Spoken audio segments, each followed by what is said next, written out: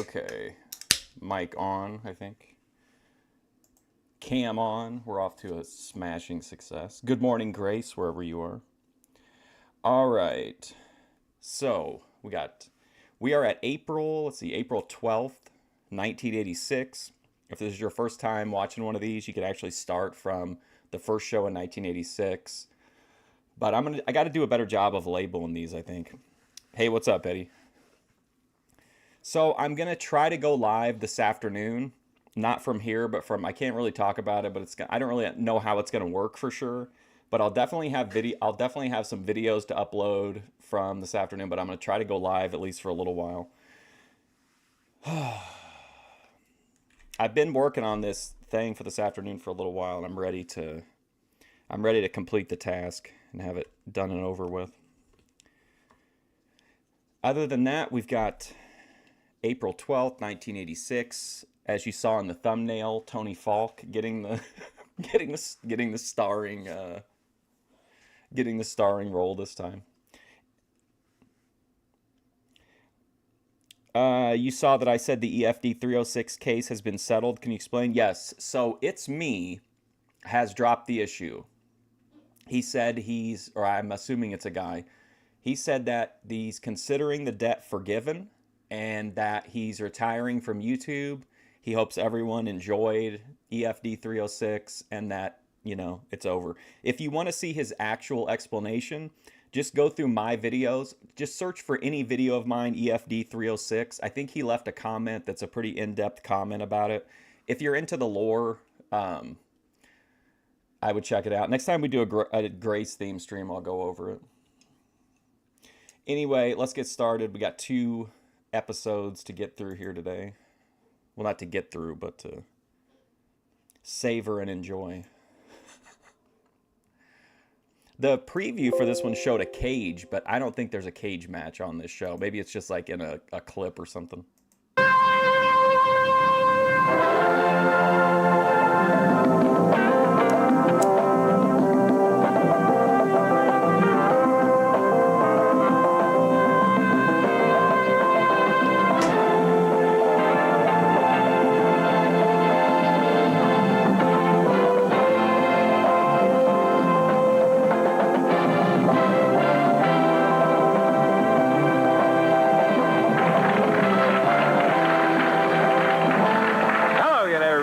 Russell right along without my old pal Dave Brown. He won't be with us this week, and we'll be looking for him back next week.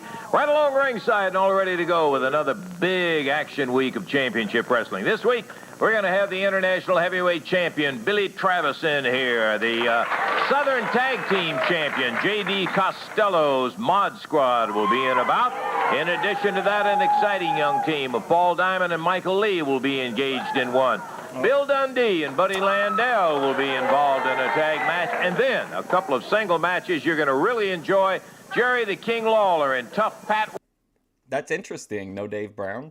Rose will be in one. And the final match will be Dutch Mantel going against Abdul Gaddafi. All of that lined up. Oh, no, that could be interesting. Dutch against like the giant...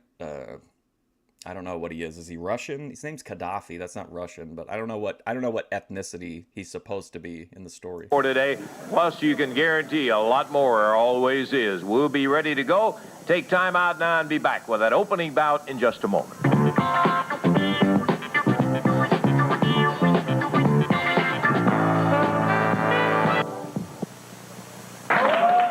Okay, bell time. We're ready to go here as the International Heavyweight. Now he's just Patriot. Not the Patriot, not masked Patriot, just Patriot. Champ Billy Travis peels off his jacket, takes the international belt, one he is very proud of, going against the masked Patriot. Travis wrestling out of Lexington, Kentucky now. Billy formerly of Hamden, Connecticut, living up in Lexington. And boy, I'll tell you, you're talking about a young fella who always had the... There's some chain wrestling for whoever. There was somebody in here who liked to talk about chain wrestling. That was a nice little clip of chain wrestling there. It's amazing. Well, I guess it's not technically chain wrestling but it kind of is, I guess, because he's just doing. Some people only think it's chain wrestling if you're just trading moves, But to me, chain wrestling is just every motion matters, like in your exchange. Now winning that championship and having had a successful defense of it has just come out and given the confidence to where he looks better all the time. Of course, when you're going with the big boys and you got a title as prestigious as that international belt, you better be ready to go with the big boys. Masked Patriot tripped down to the deck and an arm bar follows from that. Patriot, good solid move as he slipped over to the ropes, and the referee called for a break. Travis circling, ties it up. Nice. Oh, in case you're in here from the Thorpe chat, or you just think you like hearing funny stuff about the Thorpes, Keemstar last night on Lolcow Live said that everyone who watches the Thorpes is a criminal, a degenerate, a scary person. Took that arm and took him over and down right into another bar of the Masked Patriot. As we said a little earlier, our old sidekick Davey off this week, but he'll be back with us next week. Referee Jerry Calhoun. So no explanation for Dave Brown, but he will be back next week, it sounds like. Yeah, he was really mad about it. And honestly, Joe, you're going to love this. He couldn't have given that speech at a better time. I can't tell you why exactly, but it's definitely Keno.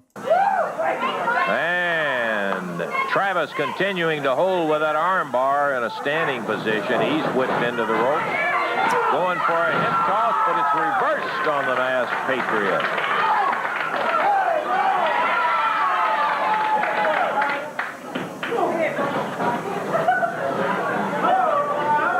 This is a one-fall, 15-minute time limit bout. We're about a minute into the action.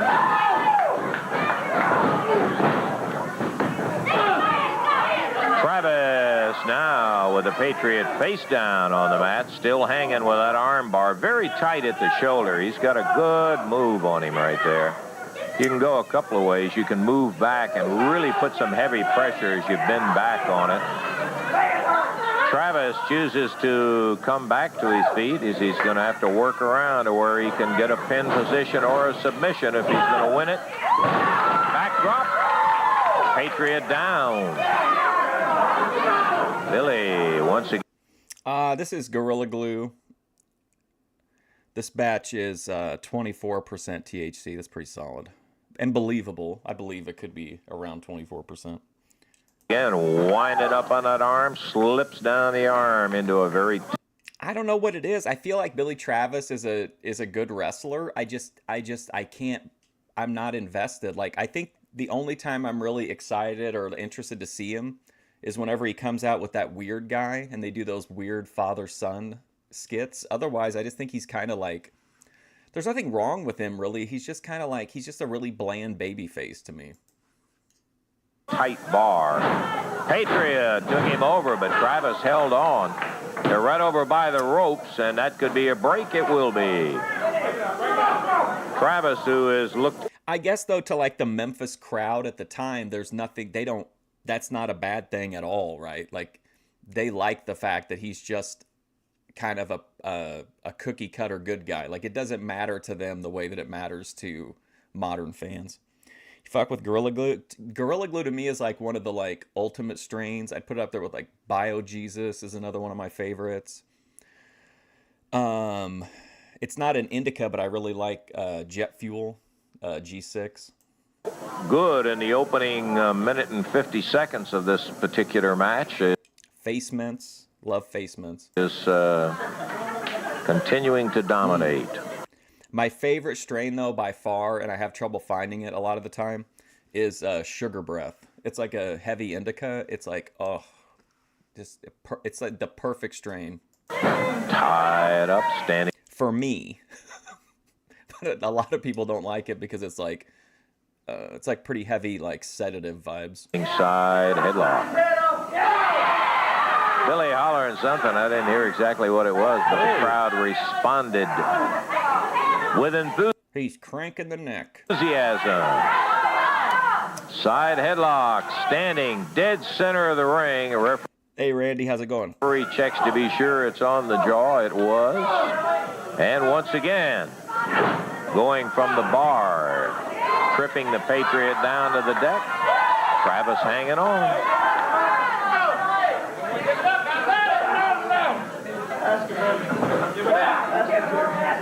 You love being sedated. I tend to lean toward indica, and I like the indicas, not just like the indica dominant hybrids. But I mean, I like those too, but I like the stronger indicas. I feel like they don't really like put me to sleep, but they make my brain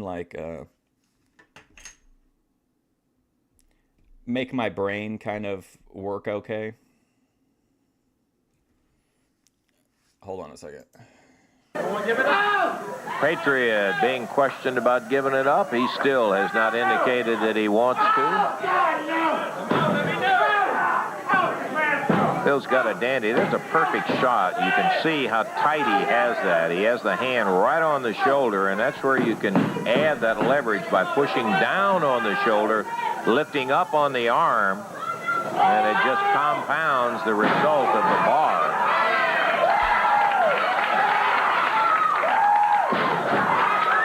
Oh, I was going to say, too, who we got in the ring? Billy Travis against Patriot. Just Patriot. No other words.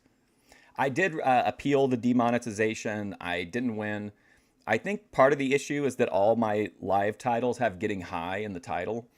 So I'm wondering if, after they go into VOD, maybe I should just erase that and just start making playlists of, all the old school wrestling ones in order, and then it just says old school wrestling chill stream, and you can see what the dates of the events are, or the intoxicated women streams, put all the Grace streams over into Thorpe Alert, that kind of stuff. And then I kind of will be maybe that'll be a little bit more acceptable, but I don't know, because we cover a lot of crazy stuff on here. So, but I'll give it a try. I've got 90 days till I can reapply. Billy Travis, total control.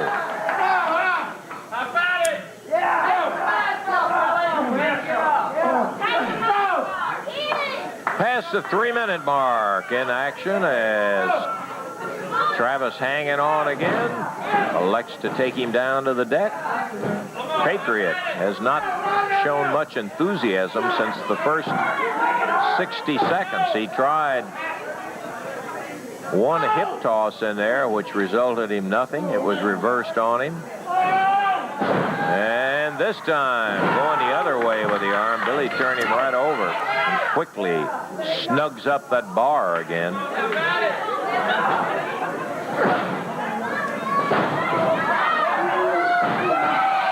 now the Patriot making a move on the champion. This is a non-title bout, of course, a one-called 15-minute time limit bout. Big elbow, best shot of the day from the Patriot, but he takes one, and look at Travis reverting back to popping away with those fists in there, which he is not hesitant about using at all. To the midsection, over the top, rolls him down, close to the ropes. Is he going to get it? Yeah, boy!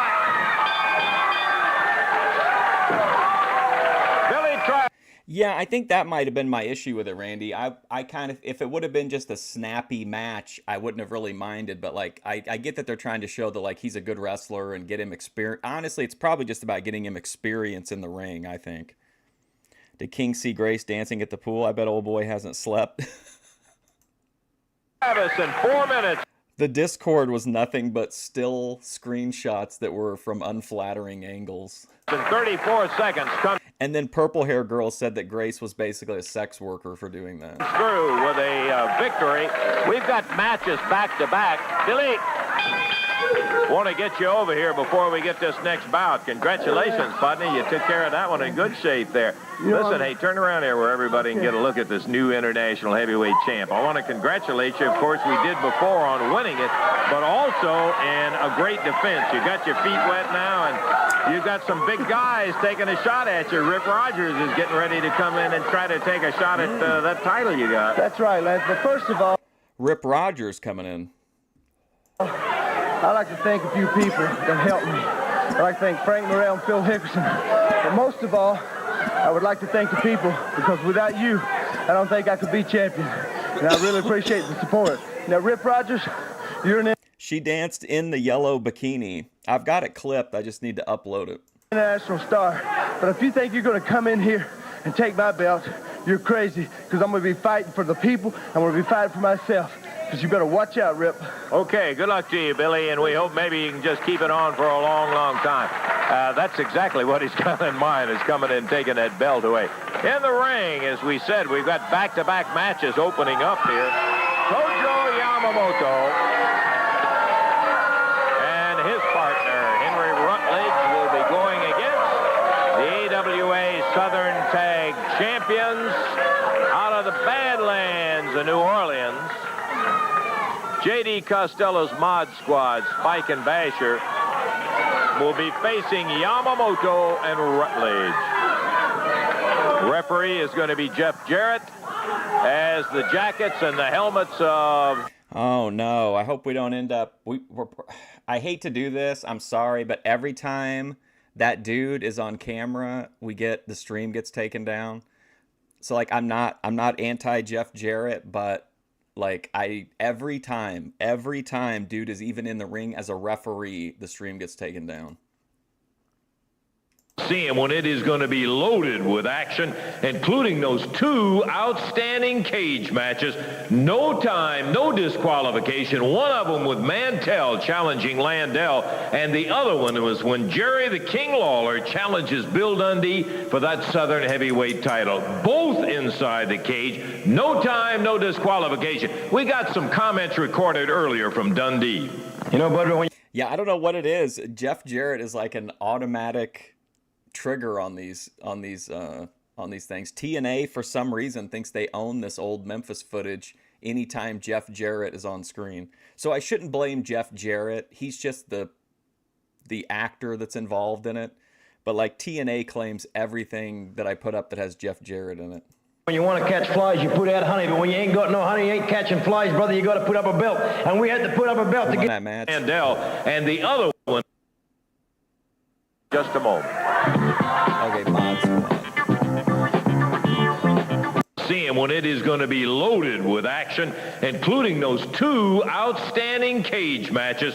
No time, no disqualification. One of them with Mantel challenging Landell, and the other one was when Jerry the King Lawler challenges Bill.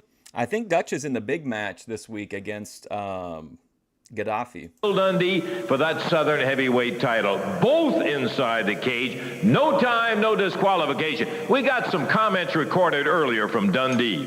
You know, Bud, when you want to catch flies, you put out honey, but when you ain't got no honey, you ain't catching flies, brother. You got to put up a belt, and we had to put up a belt to get you where we wanted you. Because every time we've been beating you up, Lawler and Mantel, somebody comes in to help you. Well, he's got Dutchman in a cage, and I got you, Lawler, and I'm taking you out, sport, because you shouldn't be here in the first place. You and Lance Russell is the ones to blame for what's going to happen to you, and it's all on his head. He's the one that started it, Lawler, and I'm going to finish it. He's the one that got you back here, and this is what's going to get you in the cage with a superstar, and I'm taking you out, boy.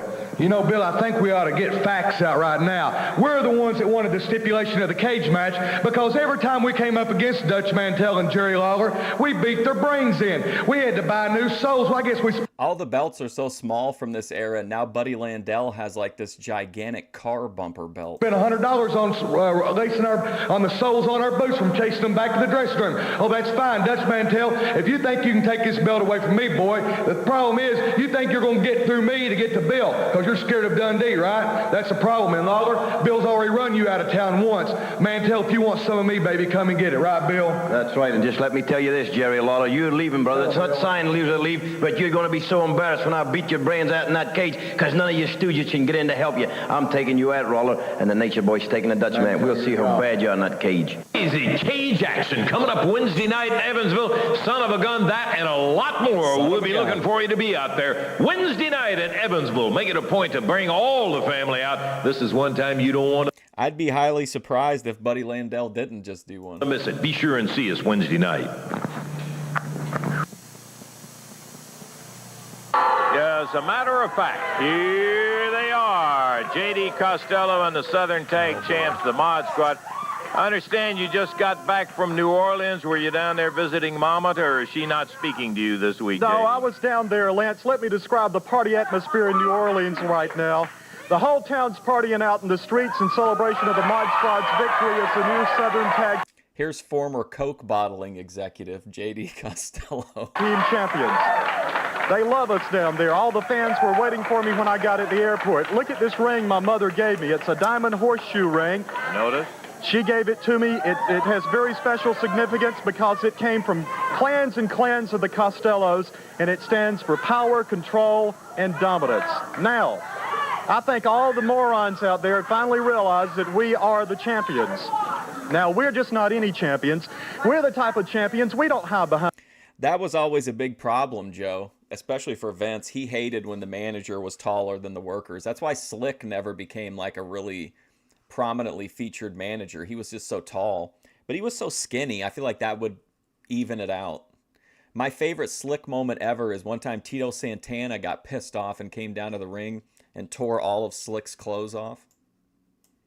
Behind our belts, we defend them. That brings me to the topic of Paul Diamond and Michael Lee.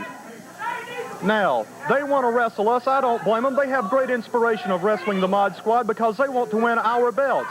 Let me tell them one thing. Those belts have have a permanent home behind the waist of Spike and Basher, and the closest they're going to get to our belts is when they're in the ring and the referee is going over the rules and regulations before the match begins. Not only will we outsmart them in the ring, we'll outclass them, we'll out-wrestle them, we'll even out-sneak them in the ring. Mother's J.D. Costello, Illuminati. master plan is working. You're looking at number one, and you can't be any better than we are right now. And remember one last thing. Well, he does have a private police force.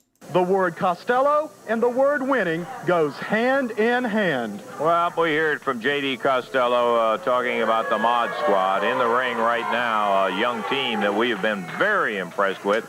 We're talking about the team of Paul Diamond and Michael Lee, and they will be in our next match, as a matter of fact, as we will be getting ready to go. Wait a minute.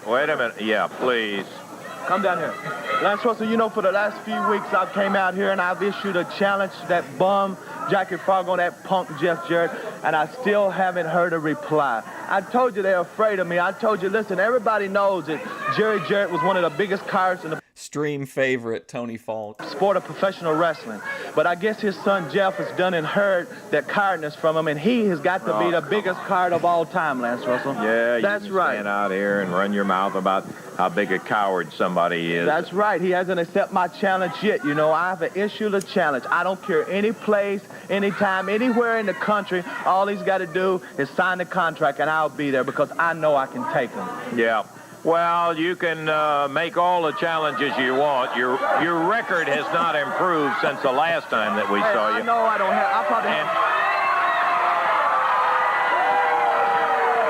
Oh, wow. Hey, don't Kingfish coming out to confront him. run off, Tony. Get him out of here. Don't run away. No, here's somebody who would like to have a word with you. Yeah, that's right. Let me say this to you, Tony Faulk.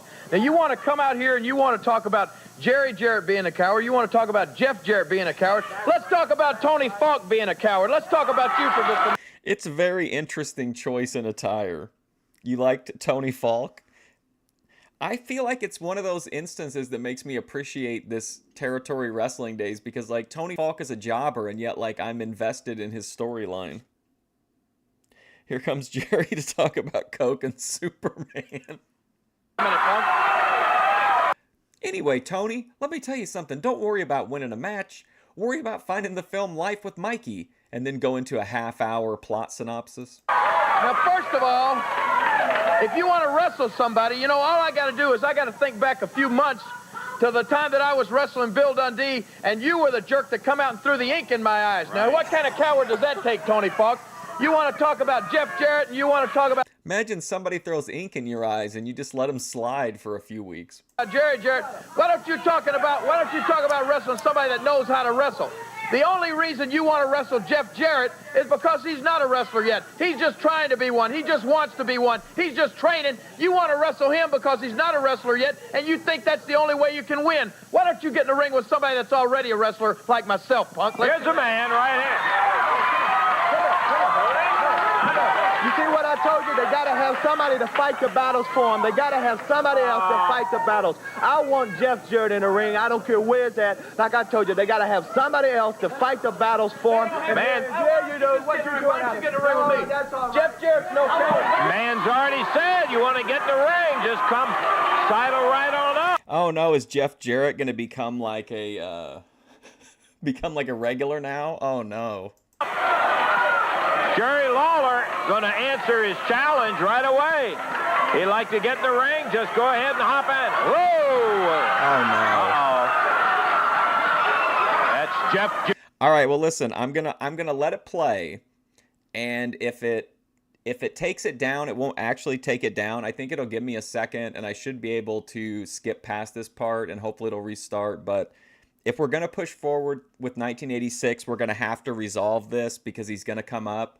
So let's see if maybe it was just that one clip that got repeated like over 3 episodes. So if the stream goes down, I'll be right back up one way or another. So let's take this journey together. We have to be velociraptors and test the fence for the greater good. Here we go. Everybody hold tight. Jarrett, who just refereed the last match, comes out and nails Tony Faulk, jumped in from behind, and he is pounding on Faulk. Here comes Eddie Marlin.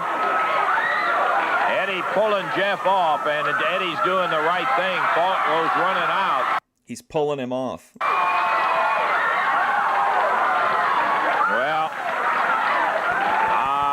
I was delighted to see Tony get a little answer to all of his bragging and stuff in there, but this is not exactly the time nor the place to do it. Are you okay?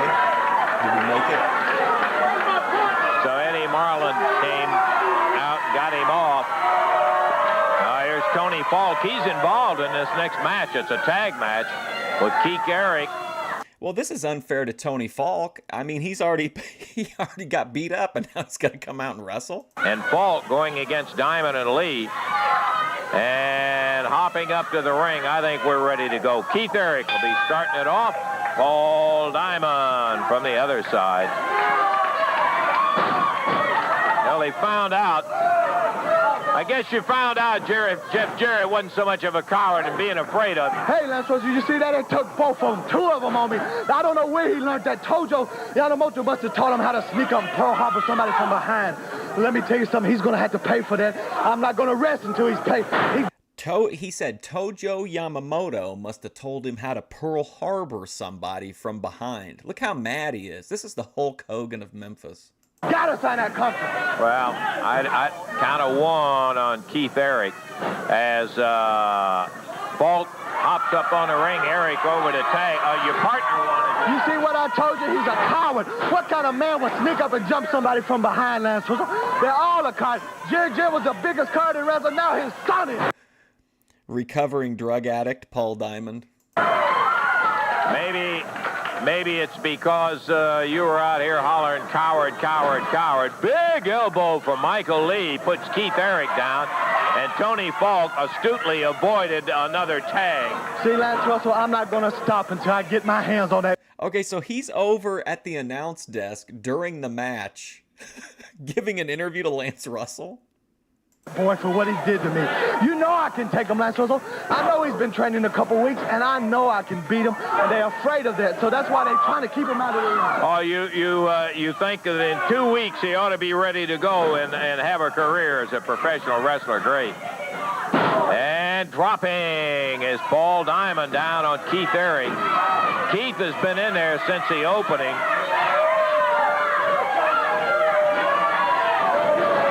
Whipped in again. Big drop kick from Michael Lee. And as Eric comes to the corner, I believe you're wanted up there, Tony. You see, Jerry Lawler had no... Dude, Tony Faulk is legit becoming one of the most entertaining people on the show for one reason or another. I can't believe he's still over at the announce table giving this interview. Yes, he's becoming a fan. He really is. Like, he's becoming super entertaining somehow. No business sticking his nose in my business. See, they've always had somebody else to fight their battles. That's how the Jarretts operated for years, and I'm sick and tired of it. I don't want Jerry Lawler out here no more.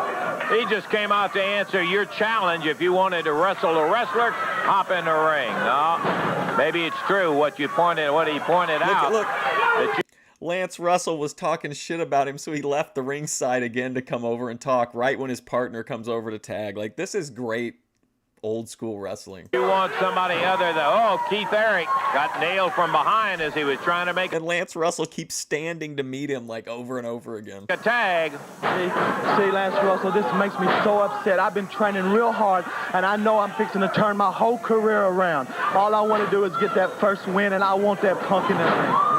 Well, there's no question. I don't think anybody would deny the fact that your career can't go any way but up, because you've certainly gotten off to the most inauspicious start of any wrestler I've known in a long, long time. Paul Diamond drops with a leg down, and Keith Eric, I hate to feel sorry for somebody, but this guy is getting his brains Yeah, that was an air ball. That was really rough. beat out in there, while Tony Faulk is making trips to look at that splash coming off the ropes over there. And Eric down on the deck as Michael Lee really sailed off and hit him. Now Eric into a head scissors. And Michael kicks right out of it again. Lee and Diamond are doing exactly what they're supposed to do, and that is win the match. They can't bother about the problems that Eric has with Tony Tony Falk stocks are just going through the roof. Faulk. Okay, let me tell you something, Lance Russell. I mean, I'm not going to rest until I've got that Punk in the ring. I've been training real hard lately, and I know I can take him. All he's got to do is sign the contract any place, anywhere in the country. Just sign your name on the dotted line. Why don't you pick a professional wrestler? Tony Falk is going to watch these videos, and he's going to start with the first one. He's like, man, look at this fucking pothead ragging on me. And then he's going to be like, that's right, change your mind. Out Tony, instead of looking for somebody He's finally going to get his big W all these years later. who is not a qualified professional wrestler. No, you got to have Jeff Jarrett. Double drop kick on Keith Eric. Paul Diamond covers one. Did you see Ben in the chat, Joe, like going ape shit yesterday? It was so funny. He's like, it's all fake. It's all fake. 2, 3 out, and that's going to be it. And one time he goes, perhaps another dance for the Gooners. 4 minutes and 19 seconds. The winners, Paul Diamond, Michael Lee. And they took care of business. That's exactly what they were in there to do. They took care of business, and it was a win for Diamond and Lee. Well, thanks a lot from your partner. I'm sure he appreciated you being over here talking. Hey, I had something on my mind. That didn't mean nothing to me. That guy didn't. Another loss goes down in the record. Hey, that doesn't mean anything to me. Hold it. Wait a minute. What's he doing? He also will only refer to, Ben will only refer to him as Cream Star. Wait a minute. Jerry, Oh, shit. I'm going to get out from in between them. Let me just say this. Let me say one more thing. I want you to listen. I want you to listen good to this, Tony Faulk. Now, we sat back there and we listened to you run your mouth about how bad you want to get Jeff Jarrett, right? You want him real bad, right? Yes, that's right. Yes. Well, he and I just talked to Eddie Marlin back there, and he said if you want him so bad, he'll add that match to the card, brother, if you'll sign your name to the contract. Okay, let me have it. You know, Jerry Lawler, that I can beat him. You know I can. I tell you what, I know I can beat him. Let me just say this. Listen here, Lawler, I ain't even gotten any money. I got one hotel room. Bill Dundee paid for one hotel room for one night. And then a rat paid for another hotel room another night. But I ain't gotten a penny for any of this. I drove 19 hours to wrestle here. Tony Faulk, now we know the only reason you want Jeff Jarrett is because he's never had a professional match. He's not, you know, he doesn't have the size that he needs to be a Tony Falk had Jeff Jarrett's like first ever match. That's pretty interesting. wrestler, but obviously he don't need to be a wrestler to beat you. I think half of these people in this audience could beat you, Tony Faulk. Oh, boy. And you're going to be, this is going to shut you up once and for all after you're beat by a guy that's not even a wrestler yet, jerk. Well, I'm not certain You jerk. that it's good judgment for him to accept it, but he proved one thing. He's certainly no coward, like you were saying. A guy who's never won a match against the guy who's never had a match. This is like the Hogan Andre Part 2, or the original Hogan Andre. Oh, he better, let me tell you something right now. If I can't beat him, I would take and burn my tights and my boots in the middle of the ring. If you imagine if Jeff Jarrett beat me, how If I can't win this match, I'm going to set the building on fire. Tony Faulk. humiliated I would be. Yeah. If he can beat me, I will burn my tights and my boots in the middle of the ring. Well, you heard Tony Faulk say it, that he'll burn his tights right in the middle of the ring in there. Okay. He has agreed, Jeff Jarrett has, that he will get in the ring. He's not afraid of him. I don't know whether it's a good idea or not, but anyhow, he's agreed to do it, and it will happen, be added to the card. We'll take time out and be back in a moment. If storytellers in 1986 could get an audience to be invested and care about Tony Faulk, and I'm not knocking the guy, but he never wins matches. Up until the last few weeks, he's been kind of nondescript. But, like, the fact that they were able to get this guy over, it really makes you think, like, why can't Ricochet really get over? Why can't some of these, like, really talented people that are, I mean, like, Tony Faulk isn't great on the mic. He's developing his character and he's getting better, but it's not like he's, like, elite level. Like, it just shows you how important, like, booking is and the storytelling is behind wrestling. I mean, if you can make people care about Tony Faulk, a guy that never wins matches, like, ever, like, I think that's pretty good. That's pretty good writing.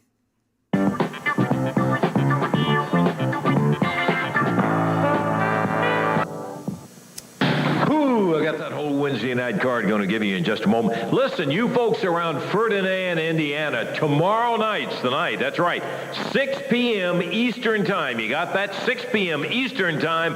Tomorrow night, Ferdinand, Indiana. It's going to be held Championship Wrestling at Forest Park High School. Hope maybe you'll make it a point to be on out there. All right, let's take a look at the high school. The entire card coming up Wednesday night. Buddy Landell can't wrestle there. No, I'm just kidding. Evansville Coliseum, and what a night it is for crazy cage action. Joe LeDuc opens up in a handicap match, a tag match with Abdul Gaddafi and Pat Rose going against Pat Tanaka and Jeff Young. Hey, here's one you want to see. Tony Faulk and Jeff Jarrett, will be going in not a wrestling match, but a street fight. Billy.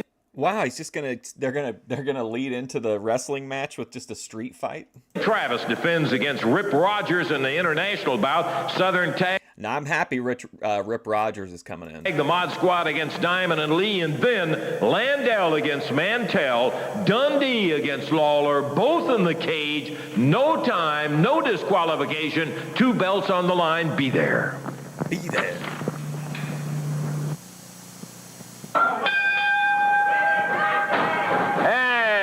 As the bell sounds, the action has already started. Jim Jameson, Bill Dundee in a 1-fall 15-minute single match. Yeah, I mean, Jeff got the best, like, of him in, like, the little scrap, but, like, you could tell his punches looked terrible, though, like this. You could see he was still developing. What's up, Brutal Monkey? Good. Oh, yeah, I love old school wrestling. Dundee slugging Jameson around. Whoa, and he By the way, this guy beat Tony Faulk. knocked the props out from under him. Caught him with that elbow, slaps him upside the back of the head, and Jameson coming right back at Dundee. And Dundee, particularly crazy today. He is just screaming and running that mouth. Come on, hit me, as he drops down. Dude, I'll talk about it. I want to talk about how unbelievably, epically fail that show was last night. It went from being a show that, yes, was kind of grating because there was a lot of yelling, but there was some interesting stuff happening and some funny stuff. It went from that to, how much will you pay me to pour something on my head or shave off an eyebrow? Can you imagine, like, even if you don't like Grace, does she deserve that? Does she deserve to be sitting on YouTube saying, hey, I'll go find whatever I can find in my kitchen and dump on myself if you'll send me $20? Like, come on. On Jameson, blast. I thought it was legitimately one of the most embarrassing, like, panel shows I've ever seen. And I'i've seen a lot of Boyd. Him again. Another foot to the head. Referee Jerry Calhoun trying to tell him to stay out of the hair. But that's just one of the many infractions already. Slugs Jameson again. Man, going after Dundee and surprised him. But Dundee off the rope, blazed that right hand out. Took Jameson's feet right out from under him. Power slam. Dundee with a hook. 2, 3. Got him. That was an unusual squash match, but it was interesting. Minute and 18 seconds. Bill Dundee. I mean, Lolcow Queens was literally, and I can't emphasize this enough, no content. All it was is, give us money and we'll do XYZ. And Keem says we're not making enough money. Keem says we're not making enough money. Oh no, the viewers are going down. As a viewer, has there ever been a time where, unless you were trying to troll them, that you wanted to hear from the people about their viewer numbers or their analytics or anything like that? Like, is that why you go to shows? Like, I don't give a shit about any of that stuff. And when you bring it up, like, oh, we just crossed $600 in donations, but Keemstar says that's not enough. Like, that's a pretty bad feeling, I think, as a viewer to, and they're saying it like, it's not like they're even trying to be funny about it or work a gimmick. It's constant just panhandling, shaming the viewer like it's our fault you just lost 200 viewers, or it's our fault that donations are down. Like, it's just a really weird vibe on that show. In a one-sided effort against Jim Jameson in a non-title match, Dundee keeps the title as he blasted him good. Minute and 18 seconds. Dundee the winner. We've seen it, Bill. You are the winner. We're going to... Joe, here's what happened. They talked about Grace, literally the only interesting part of the show. They refused to play any clips of Grace because they said that Grace would copyright strike them. They brought on her replacement. She absolutely tanked. Absolutely tanked. Tina, I don't have anything against Zay Zooted, but she tanked. Even Tina was like, this is boring. Nothing's happening. This is boring. They bring her out. They bring up somebody else. That person, Foot Girl flops. They bring in Savage. That was... For people who like Savage and Tina, that was probably the best segment of the show. And then it was just constant, give us money and we'll eat cat food. That's what it was. Literally, they said, if you send us enough money that Keemstar says it's okay, we're going to eat cat food and we're going to eat dog food. And that's the show. That was the content. Like, we need more money. We need more money.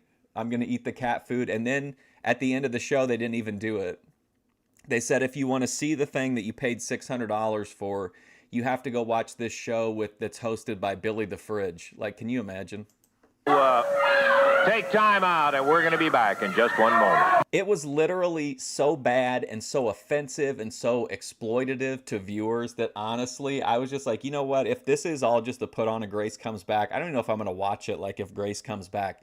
It was so offensively, like, just... And then to have Keemstar come on and be like, oh, I can't be with these weirdos in the Thorpiverse. Darius got on and he didn't have a shirt on. And he played copyrighted music. And he was like clutching his pearls. Meanwhile, Boogie and Wings are on his show. Like, are you kidding me? It was just the whole show. The entire block yesterday was just one big begathon. It was embarrassing. It was cringe. Ugh.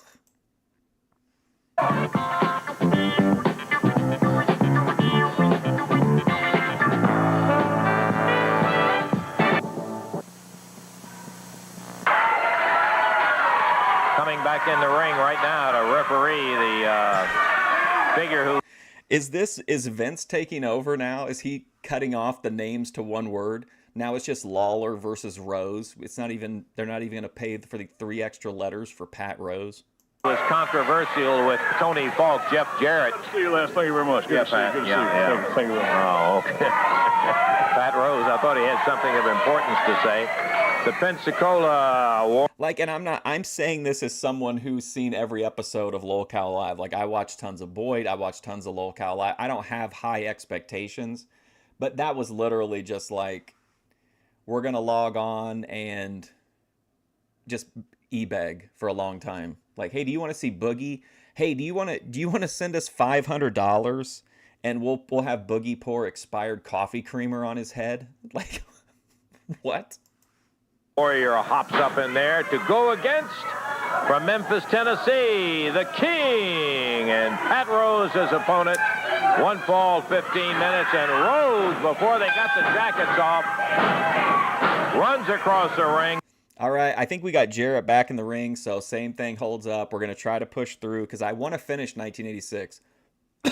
But if something happens, I'll try to get us back up as soon as I can.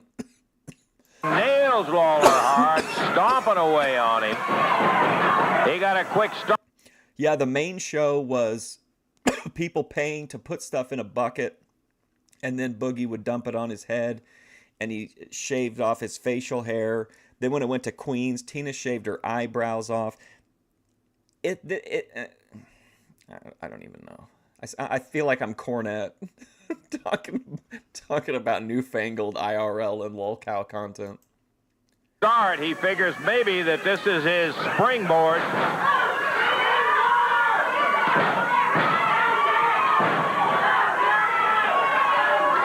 Pat whipped it. Wait. Okay, so I understand the idea that, like, if somebody jumps you or you jump somebody, you wouldn't have time to get your ring jacket off. But now, like, both wrestlers are wrestling with their jackets on. And backdrop by Lawler. Rose, quite a scrapper himself. He tried to get a quick jump on Jerry Lawler and found out that Lawler, as we have said, recuperates pretty fast. Yeah, and like laughed about it and was like, "Oh, thanks for the $600, but I'm gonna scam you. If you want to see it, you got to watch this show with you have to suffer through Billy the Fridge. If you want to see me eat cat food, you've got to watch Billy the Fridge now." Right after Rose into the corner, a couple of shots with that right hand, beals him out of the corner.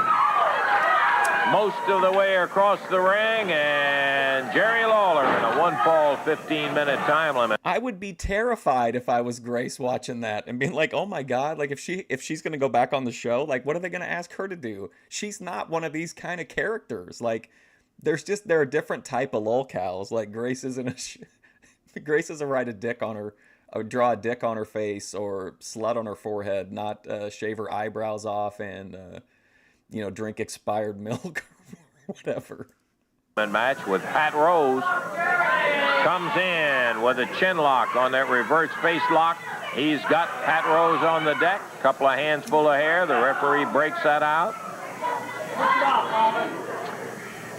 Jerry hanging tight.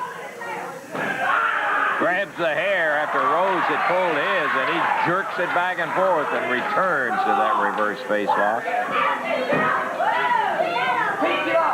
Lawler and Pat Rose. Championship wrestling. We've still got lots of it coming up. Following this match, there will be one with Dutch Mantel and Abdul Gaddafi. That ought to be a dandy. Pat Rose grabbing the hair, takes Lawler down, goes into an arm bar, and the referee says, "Break it up, you." You know what though, Joe?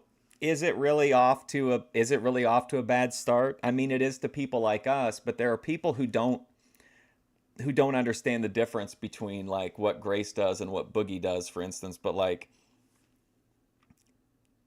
I don't think Keem cares about content being quality, because I think you saw last night, like, just unbelievably just nothing, not even non-tent, like negative tent. Like but they made money. Did they make as much as, when Grace was there? No, but they made a lot of money. They made like, I think $600 or $700. And then on the previous show on Lolcow Live, they made a ton of money. So I think the only real way that you could send a message is if the people who send the money unsubscribe or do whatever, but I don't think they're going to do that. Like, I feel like they like it. Their audience that spends a ton of money, like, really likes this old 2010 YouTube shtick. They, a lot of them clearly like Grace too, but Grace, I don't know. It just feels like a square peg. You know what I mean? It doesn't make any sense why I don't think the show will be any good creatively without her, but it will probably succeed financially for a while. I didn't watch Bert's live stream, but I did see him. He was on, I think, the Life is Mizzy thing. The hair.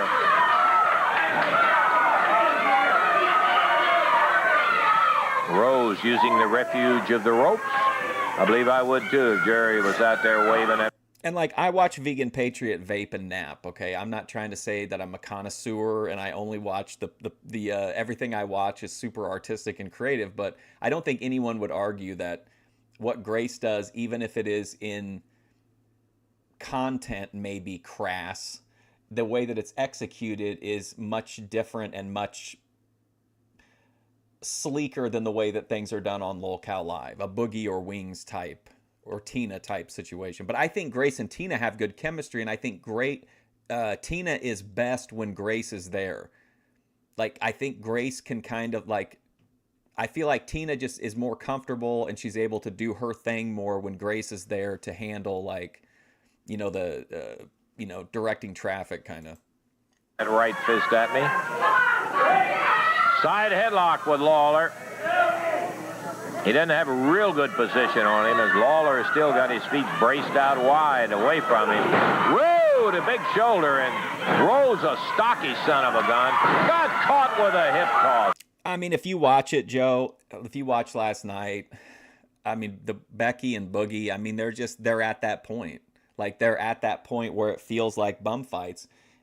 And again, there is an audience for it. That 2010 nostalgia is still there for some people, but I think for a lot of other people, it's just not. And I mean, clearly it seems like there's a lot of negative pushback in their community, which I'm sure will be blamed on Darius and EFD or Hormax or whoever. It's a dandy. And Lawler nails him with a right hand.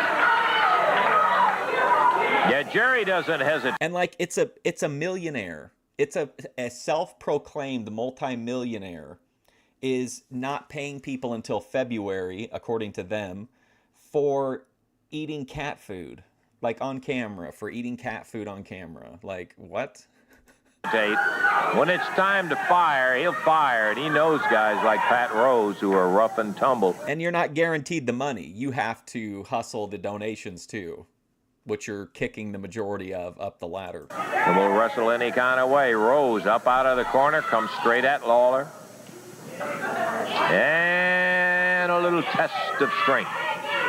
Both hands now. Rose goes to the midsection, takes him. Shots from Lawler. Rose got in one, but Lawler got in about five. Nailed him with a right, turns him over, and gets only a 1 count. As we're at the 3-minute mark of this one fall 15-minute time limit bout, Pat Rose again straight ahead. He's tangling up with Lawler at the turnbuckles. Referee Jeff Jarrett calling for a break, and Rose breaks with a right to the midsection and one to the head. Snaps Lawler over the shoulder, and he goes for that reverse face. I've got to leave a little bit early today, and if we can't make it all the way through the second episode, I'll keep it like right where it is, moving on to the next one. But I've got a little thing I've got to do this afternoon, so I've got to leave just a little bit earlier than normal. Block.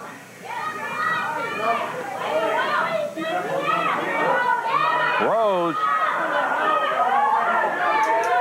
catching a little rest himself, and at the same time putting a little heat on Lawler as he's twisting away on that reverse face lock.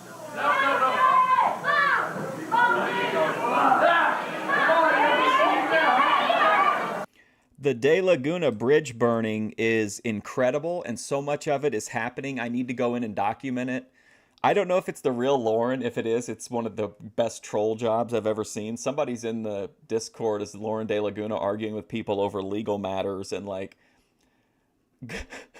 she was like trying to say that Grace had admitted to committing a felony. There was just so much good Lauren De Laguna shit in the Discord. The King. I asked her if she could represent me in a case to get back the deposit I had put down on commercial real estate for Fusion Studios based on Ben and Grace telling me that they were about to come into a windfall.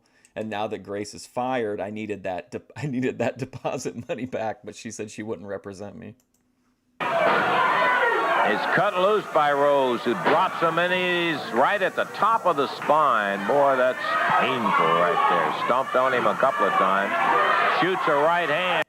Like, if you're a multi-millionaire, you can't put Grace up in a Airbnb for a week or whatever. Like, what? You could write, literally, it's a tax write-off, right? It's a business expense. You're bringing a talent in to create content. That's a tax write-off. And Lawler pops one to the midsection. Bouncing the head off the turnbuckle. Here he goes across the ring, but Lawler too quick. Pat Rose out, covers him up. Process is so desperate to have Grace react to his content. He keeps talking about it. It's fucking hilarious. He's like, well, I don't think they reacted to my... He was talking to Darius, and he was like, I don't think they reacted to my last one because it was so good. They didn't want people to know that I was out here making good content. And Darius is like, yeah, okay, bro. Anyway. Up 1-2, and scared the King as he almost got him a win right there. Rose taking advantage. He swung up, kicked Lawler down. Darius also went at it with a few people in the Discord in the last week or so. Covered him immediately and tried to get that surprise. 1, 2, 3. 4.5 minutes down as Pat Rose hanging on now to a reverse face lock again on Lawler. It's been a good go, as we knew it would be.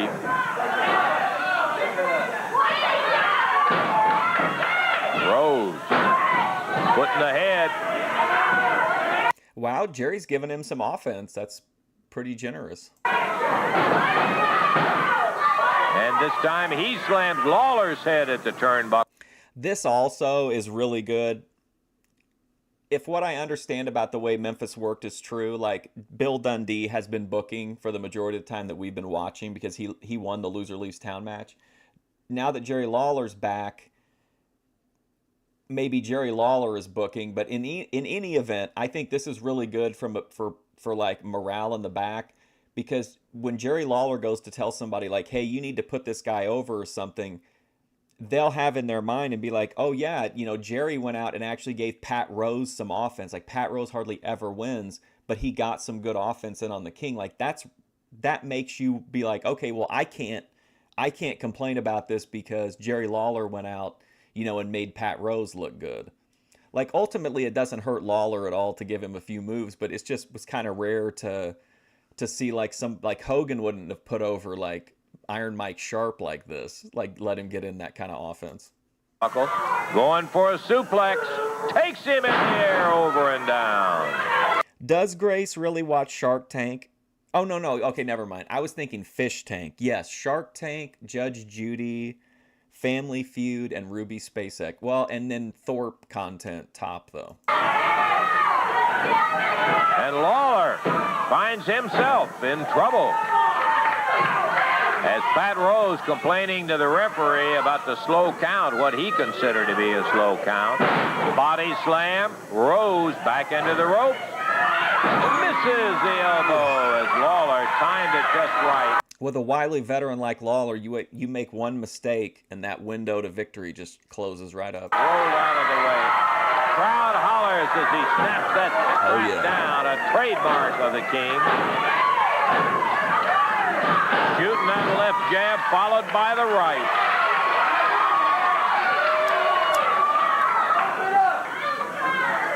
And Lawler going for a suplex, stands him up, and gets him back over. Jerry hops up to the second rope, cocks the fist, flies out, and unloads the bazooka at him. That's going to be it. He finished. I love that. I thought that was a great match. I love that. Like I say, I know some people might not like it because he gave him a lot of offense, gave him a near fall even. But I thought that was a great match. I think it made Lawler look great. It was fun to watch. It was like well laid out. Pat Rose obviously came out of it looking much better than he did before. 6 minutes and 4 seconds. Pat Rose goes down to a 1-2-3 by the King. We've got more action. Be back to it in just a moment.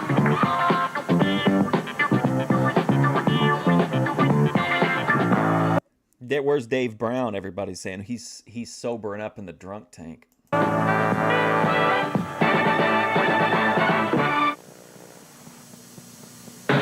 Okay, back into the action. We still got some of it to go. Hey, before I get into Wednesday. Yeah, Tina came on my page and made a comment and said that she thinks that Ben's still there. Night, boy, I just tell you, there's such a night of action coming up. I want to remind you that tomorrow night, you folks are on Ferdinand, Indiana. The time is 6 p.m. Eastern time, and it's going to be at Forest Park High School for championship wrestling. All right, Wednesday night, what do we tell you?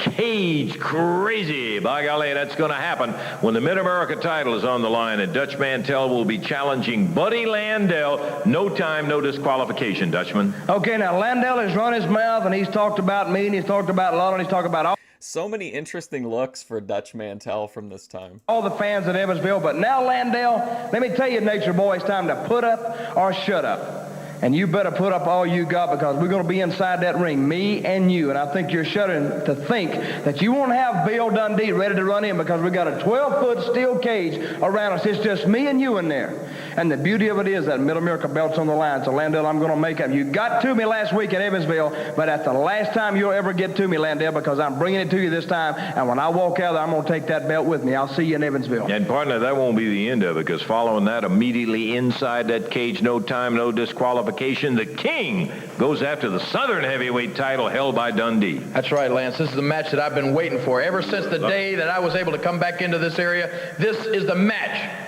that I've been counting the minutes until I got it. And now it's happening Wednesday night right here in Evansville. And Dundee, I want you to realize, Punk, that this is not going to be just some little chicken wire stretched around the ring. This is a 12-foot high steel cage.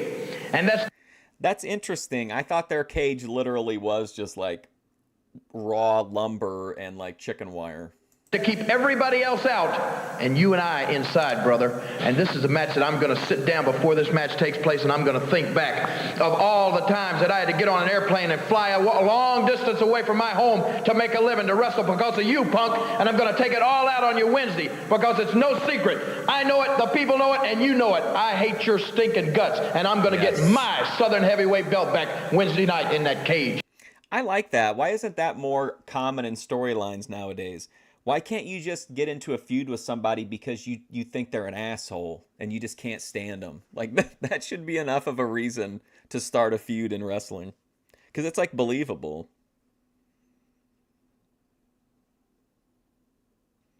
Oh, Ben appeared on there? Is that the poolside one? She had immaculate vibes in that pool stream, in my opinion. That was some high-quality Grace vibe content.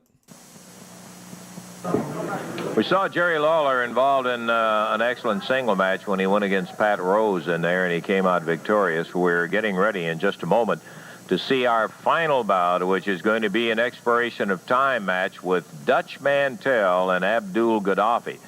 Here we go.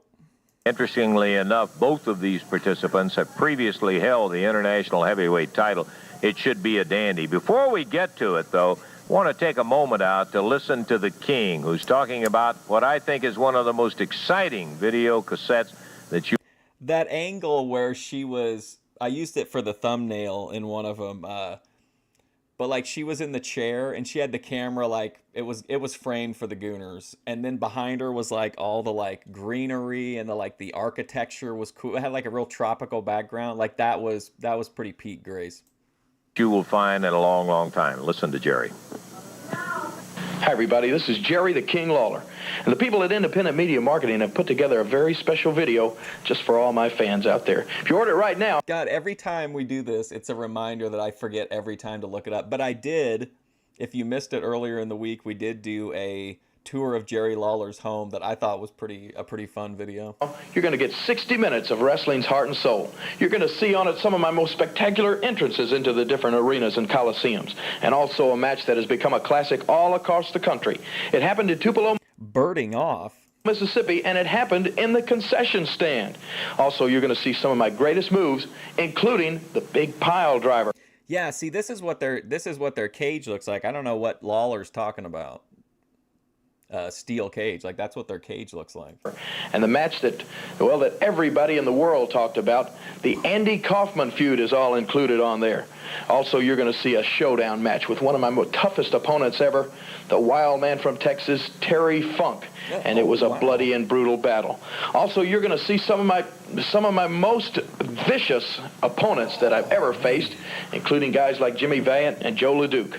And then you're going to see the big Jimmy Hart loser leave town match, the match in which I went. People who watch every week are like, oh no, Mark's going to pause again and talk for an hour about Lawler taking that bump over the top rope. Against Eddie Gilbert to get rid of Jimmy Hart from this area once and for all. You're going to see the King throw the fire. You're going to see wrestling's first music video and much, much more. That's all on this video. And if you order right now, you're going to get a special price. It's only $29.95. Now, this video is not available in stores. You just send $29.95 plus $5.25 for shipping and handling to the Jerry Lawler Video, Post Office Box 3020, Cherry Hill, New Jersey, 08034. Or you can call now and order it over the telephone. I've actually been to Cherry Hill, New Jersey. I went there to see, they had an actual, like, at a real theater, like at a multiplex theater, they had a screening of Cannibal Holocaust, and it was on a double feature. I can't remember what the name of the movie was, but it was an aquatic Nazi zombie movie, but I can't remember it had Peter Cushing in it. I don't remember what the name of the movie was, but it was Cannibal Holocaust, and then that movie, the aquatic Nazi zombie movie with Peter Cushing. By dialing 1-800-524-2507. It's a free call, 1-800-524-2507. I had a special hand in making this video, and I know all my fans are going to love it. So order yours now. All right. Oh, shit. This is a real main event. Like, normally the main event's in the middle, but this is actually like a TV main event level match. This should be good. A dandy of an hour. It'll be well spent at watching that, but you got to get it first. I hope you took down the numbers in the address. Aquatic Nazi zombie, though. And all. Bell down. It's got like something waves, maybe something waves. I don't know. And here we go. As Dutch Mantel going against Abdul Gaddafi. I had an interesting experience though at that Cannibal Holocaust showing, because if you know anything about the movie, it has like a lot of non-simulated violence and cruelty and whatnot. So it's a really like heavy movie. And you kind of watch it more for the historical merit, or like watch the cuts that kind of maybe take out some of the real violence. But it's just a really like somber, it's a really dark movie to watch. And so the vibes at the theater were like really low. And then there was a scene where this guy's running away from the cannibals, and he's just made love to a woman, so he's naked. And when he's running down the hill, like his junk is bouncing all around. And like all at the same time, everyone in the theater like just laughed hysterically, like, because it was just such a pressure valve on this like terrible experience that, that everyone was having. And now there was just like this absurd image on the screen. And you look across this ring, boy, you've got to have a little lump in your throat as you see this Gaddafi. This sucker goes. I mean, Gaddafi is no pushover. He used to have the international title. I think he lost it to Billy Travis though, which doesn't say a lot right now. 280, and he is much man. I'm not particularly keen about the kind of man he is, but there's a lot of him physically. Whatever. He was showing the Dutchman how tough and strong he is. Abdul Gaddafi on the right. Dutch Mantel on the left. Referee is Gary Calhoun. Gaddafi winds the arm up. Dutchman draws it back, ready to nail him. He should have fired it a little quicker. Oh, he won't blink an eye about firing one. Gaddafi just pulled him down before he got it off that time, as he did again. Grabbing a hair, jerks Dutch off his feet.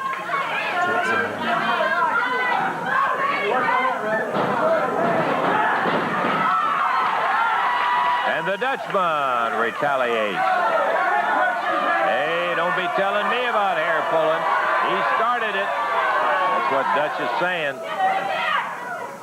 What nationality is this guy supposed to be? Does anybody know? Like, what was Gaddafi's? This guy doesn't look like Gaddafi looked, the real Gaddafi.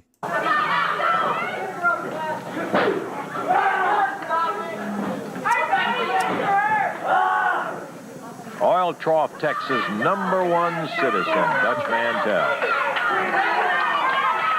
In case you missed it a little early, Davey's gone this week. He will be back. Dave Brown will be back with us next week. Oh. Dutch tried to put the shoulder and knock Gaddafi off his feet. He's given away a little too much weight. He looks like he could be like Hercules Hernandez's dad.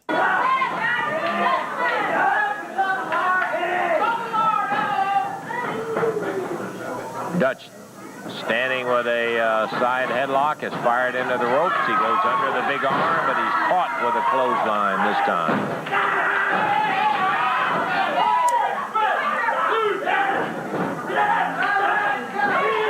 You want to get a picture of what it's like. Imagine you running out your front door and some guy standing out there with a ball bat and nails you as you come through that front door with that baseball bat. That's about what it's like to get hit with one of Gaddafi's forearms.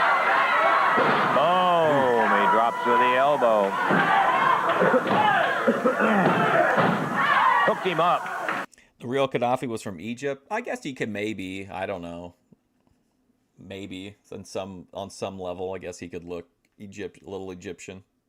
Tried to go for the pin, but he got 2 count. We are about 3 minutes into this fall of this expiration of time match, and Mantel, feeling the fury of Abdul Gaddafi, has him in. Isn't it weird too that Keem kept talking about how his community was like so good and nice and everything, and like he didn't like the Thorpe people coming in. Like, of all people that want like a hug box safe space would be Keemstar. Like, what? And a bear hug. Dutchman grabs the hair and the referee pulls his hands out.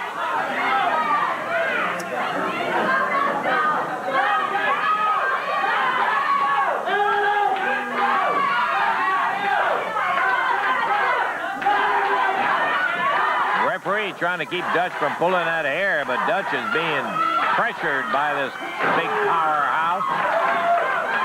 Pops a right hand and another one, but Gaddafi holds on.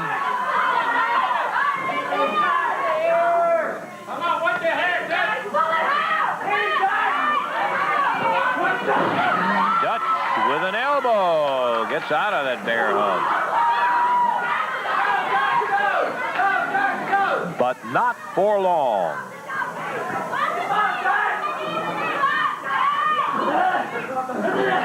In the corner, right up above us, Gaddafi gloms Dutchman.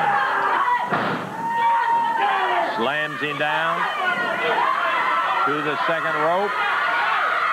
And with a big elbow, goes for the cover. 1, 2, and Dutch kicks out of it.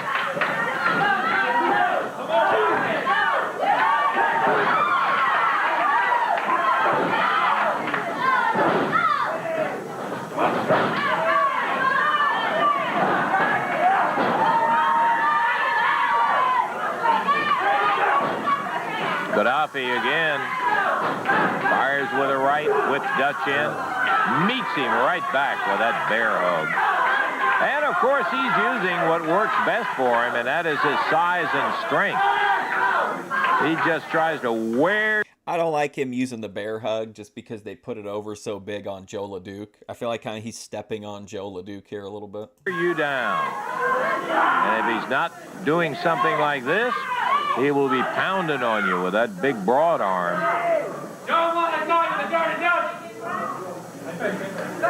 What, would you hear that guy in the crowd? Nobody knocks the dirty Dutchman. Grabbing that hair, Dutch trying to shake the head loose.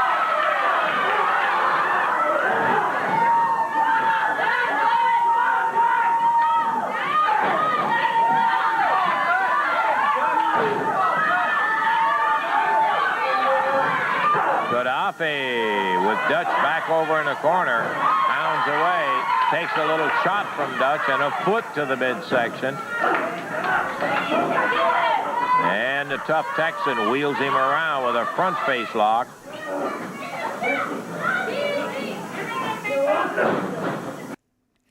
What are my thoughts on Ava banning all of Grace's mods? I don't know. I don't understand Ava's motivation with the Thorpes anymore. I don't get it. You think Dutch paid him $5? Dutch again fights out of the corner.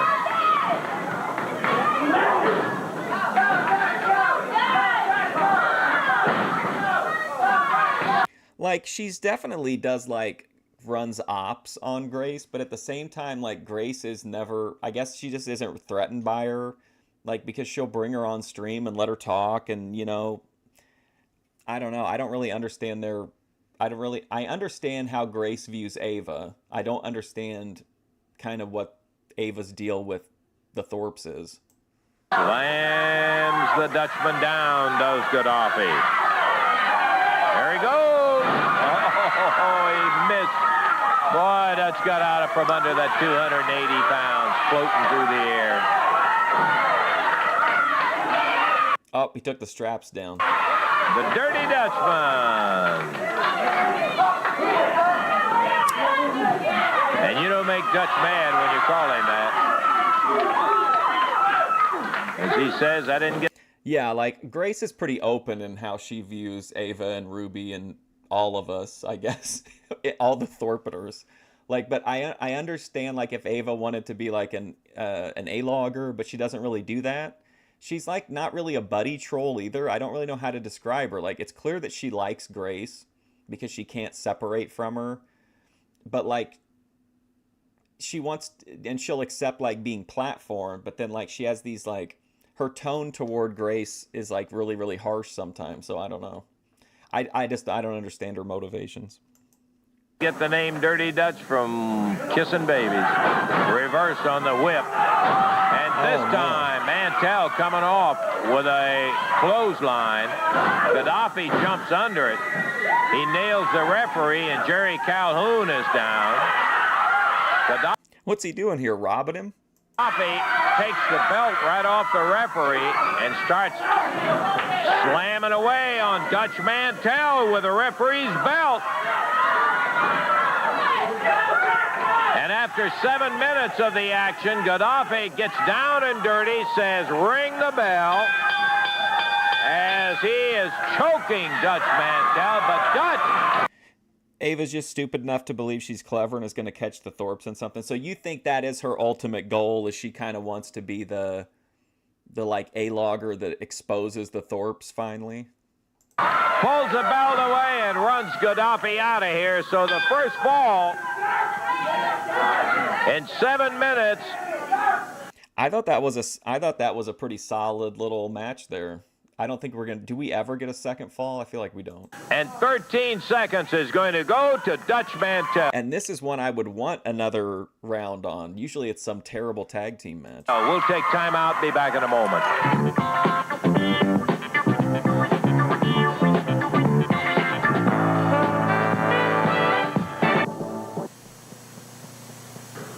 Well, the expiration of time has expired, as a matter of fact, and even if we had a couple of minutes, Gaddafi is 2 falls down. Dutch won the first one in 7:18 and then won the second one by disqualification when Tony Faulk jumped in there, and so Dutch is...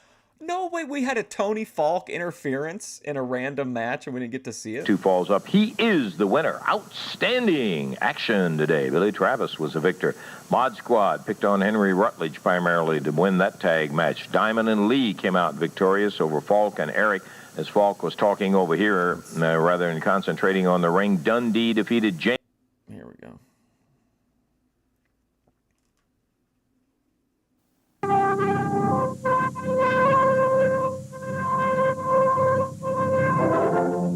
Oh, this one's kind of crunchy.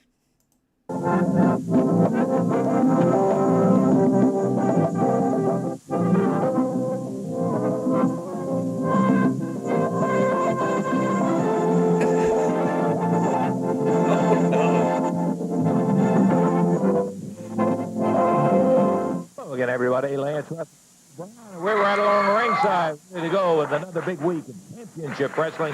And I like the looks of what we've got, Dave. Lots of matches. We're going to open it up with tag team action today. Bill Dundee and Buddy Landell will be in here in just a few minutes. Also, Billy Travis will be here in a single match today, as will Dutch Mantel, Big Joe LeDuc, and a match we've been looking forward to, Tony Faulk. Oh, yeah, I forgot about the statue. We got to see that. That was really cool. Will be going against Jeff Jarrett. Should be interesting. Okay, so here we go. It's going to be Tony Faulk against Jeff Jarrett. We're going to be brave. We're going to be brave, and we're going to push through. And hopefully everything will be all right. Yes, sir. We had a little taste of that in here, extempore. Oh, I know. Like, I know a lot of people don't like it, but I actually kind of think it's cool when there's little, like, defects like that every once in a while. Erroneously, and son of... It makes me feel like I'm in Fallout or something, and I've, like, found this ancient, not to quote Jerry Lawler, but ancient artifact. And you put it in, and it's like, oh, no, it's not going to work. And then all of a sudden, the tracking clicks, and the audio comes in, and then you can, like, everything works. I think that's pretty cool. Oh, God, I'll tell you one thing. I'm looking forward to that one, too. Also, I might add, Bill Dundee and Buddy Landell, former champions, each in their own particular right. We've got all of that and a bunch more, and we're going to get to it. Speaking of flying close to the sun, you're going to love the project I'm doing this afternoon, Joe. It's going to be epic. Right after we take time out for this. Hey,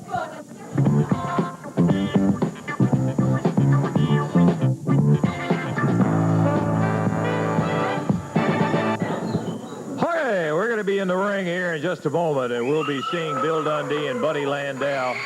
This is the first time. This is the first.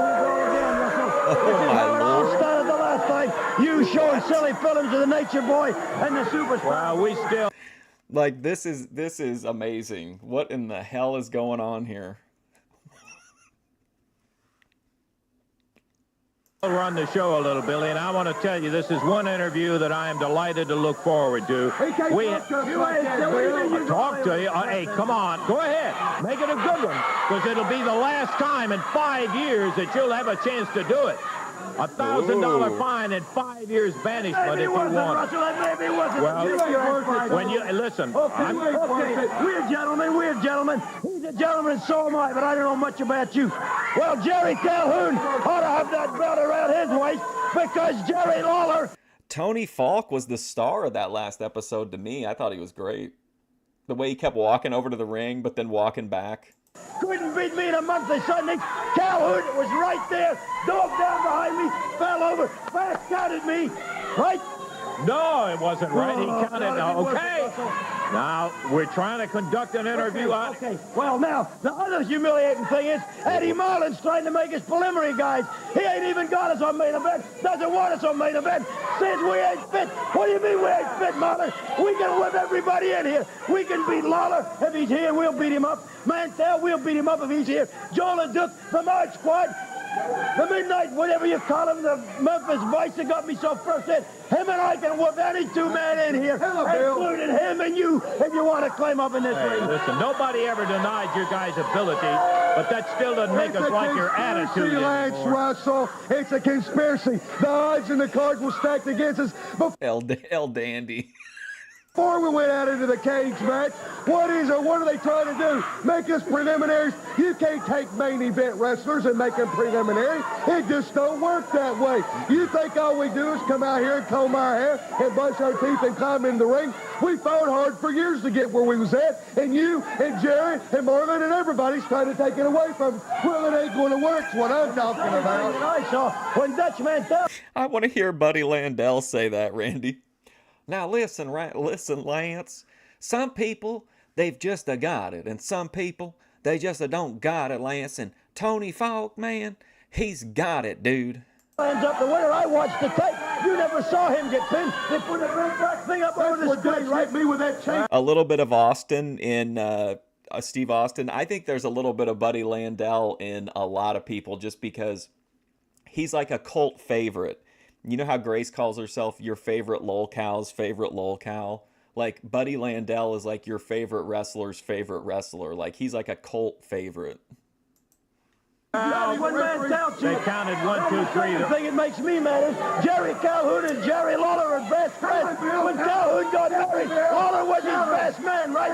What do you think about that? So, that still didn't take away from the fact there was a 1, 2, 3. You guys... Let me ask you one question, okay? Who won the elimination tag match? Main question. I want to hear it out of your words. Tell the camera who won the tag elimination. Well, what's that got to do with the fact that... Answer the question, Russell! Answer the damn question! Okay, you guys ended up with Right, we beat up Lawler, we beat up Mantel, and we can beat up anybody in here. Into the corner. Well, you were putting it... We'll show you that. Buddy Landell, Bill Dundee, going into the ring. Now, let's... Gorilla Monsoon would have been like, Buddy Landell, Bill Dundee, give me a break. go to Davey. All right, Dundee and Landell roll into the ring. Against David Johnson and Jim Jameson, Dundee and Landell. The weird trend of not including first names continues. Jim Johnson and Jameson Johnson. Both jumped in there and jumped both Johnson and Jameson. Didn't give them a chance to even really get started. Everybody in the... Anytime Buddy Landell does a promo, it always makes me want... I feel like he's like... Seeing him do a promo makes me always want to cut a promo. ring. Referee Jerry Calhoun call for the bell to be rung. So the match is underway. There go Jameson and Johnson, both thrown out of the ring. Dundee follows him down on the floor, picks up Jameson, throws him back under the bottom rope. Right hand shot at David Johnson. He's got him around the throat. Landell is working on Jim Jameson in the ring. It's Dundee pounding on David Johnson down at ringside. There you see him.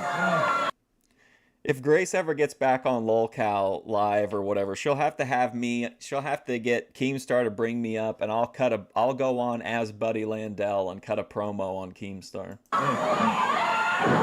Landell dropping down on Jim Jameson. Here's Dundee back inside. Now it's 1 against 1. Buddy Landell against Jim Jameson. He calls for the boot. Well, it was for just about a second and a half. Yeah. Then Dundee's foot was in. Here's Dundee in. Right hand across the chest, a fist, and another one. Dundee winding up and knocking him down. Dundee and Landell taking out their vicious... Oh my God! I just remembered, if Tony Faulk doesn't win his match, he said he's gonna burn his clothes in the ring. Ideas of what's justice on Jim Jameson right at the moment, and his partner David Johnson. Ooh. Boy, they turned him a flip with that one. Shit! As Landell smacked him. He's thrown into the turn. That was a Greg the Hammer Valentine heart stopper where you knock him you knock him down, but you knock him up first. Man, that was a good one. Turnbuckles. David Johnson trying to get through the rope. He does. Landell just rushes him He wasn't even going to let him come in the ring. down to the mat and leaves him for Dundee, who's right on top of him. Dundee and Landell double teaming at will here.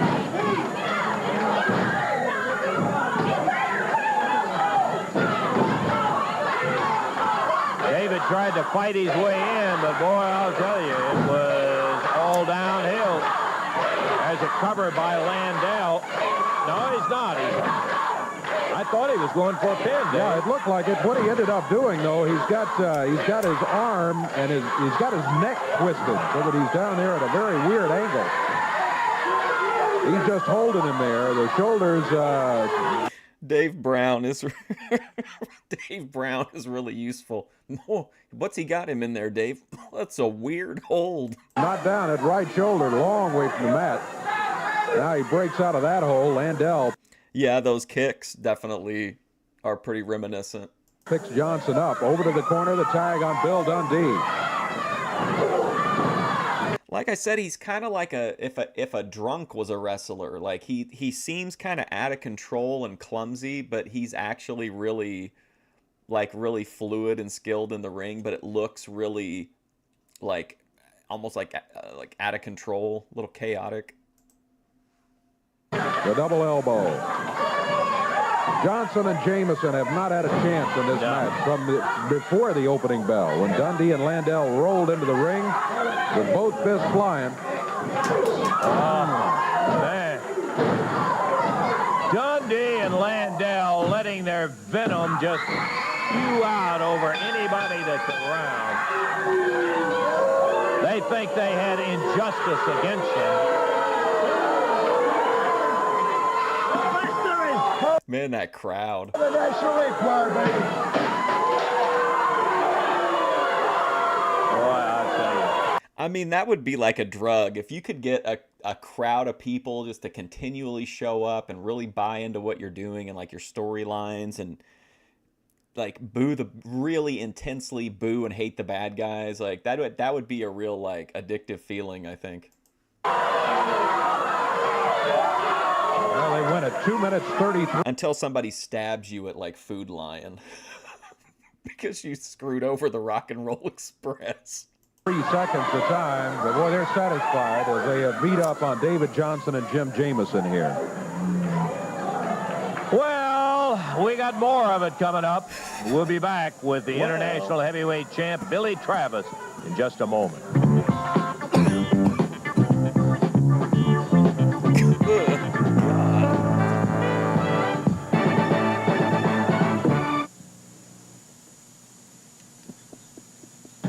Okay, we're going to be back into the action ring here in just a moment on Championship Wrestling.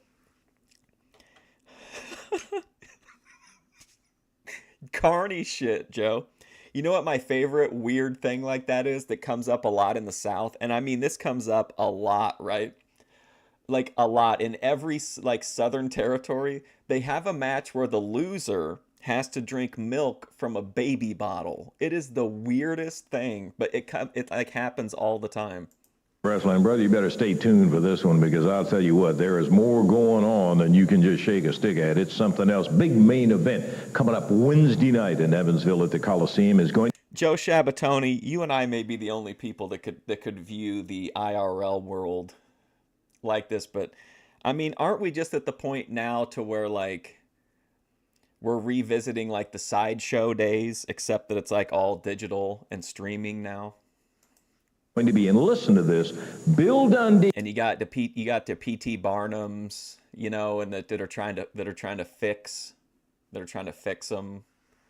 And Buddy Landell going against Joe LeDuc and Jeff Jarrett. Now, when you see the rest of the show, you will understand exactly what happened in this match. Oh, so the boy wants to be arrested, brother. Well, where I come, they're going to always saying, if you want to learn to swim, you dive into the water. And you've dove in, sport, way up over your head. Now, I'm not taking nothing off you, kid. You got a lot. This is me interviewing Ben and OPC Don for the Netflix doc.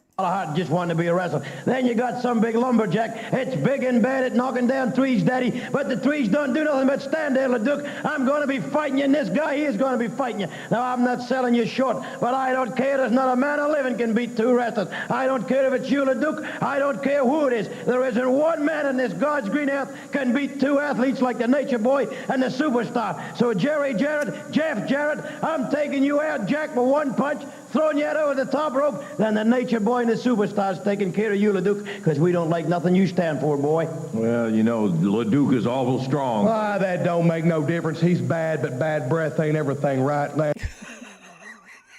What a great promo guy. Smoking premium medical cannabis. Hell yeah, Rick Tony of the Rick Tony Show. That's Russell. Let me tell you something, LeDuc. You got in on a personal matter.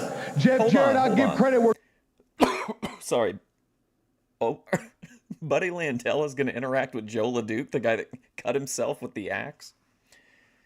Has OPC been quiet since the Grays glow up? No, he's still fairly active in the Discord. He asked Lauren De Laguna a bunch of like super serious, like rational questions, like repeatedly. And I think it's just OPC fucking with her mind.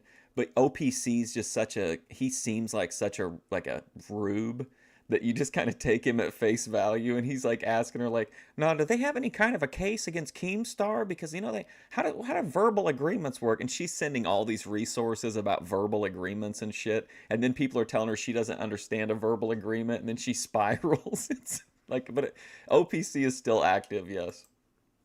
Where credit's due, you got a hell of a... And for the record, and this is unbiased, okay? OPC Don said that this show was not the path to success for Grace. That being part of Lolcow Queens was not the path that Grace needed to succeed, but he hoped that she could make a little bit of money so that she could get to where she needed to be to get that success. So that was his take. I remember it very vividly. A lot of guts, boy, because it ain't long ago I know where you're coming from. I wanted to be a wrestler, and they slapped me around, knocked me around, too, and I know exactly where you're coming from. But Joe LeDuc, you're embarrassing the whole Canadian nation, Daddy. You're just like a stupid old Pollock. Do you think for 1 minute that we're going to stand out there and let you chop and hit on us like a tree like Bill said? No, we're not. And you come out here trying to impress everybody. What are you going to do with that axe? You think I'm just going to let you chop me like a tree? By letting 10 men pull you apart. Well, everybody in the world knows that Dundee and a superstar and the Nature Boy can let 20 and 30 men pull us apart. LeDuc, you stuck your nose in where it don't belong. We're going to take you out. I almost reached out to OPC to help me out on something that I'm working on, and I just don't think I can trust him. Like, I don't think he would snake me, but I think he might leak. He might leak what we're talking about, and I don't trust him fully. Okay, we're ready to go. Bell time, and Billy Travis, the Okay, it looks like maybe first names are back now. international heavyweight champ, pulls off the belt, and he is underway with Keith Eric. Keith wrestles out of Memphis, Tennessee. Billy Travis making his home now in Lexington, Kentucky. Travis dropping down hard with that leg and then goes into the bar.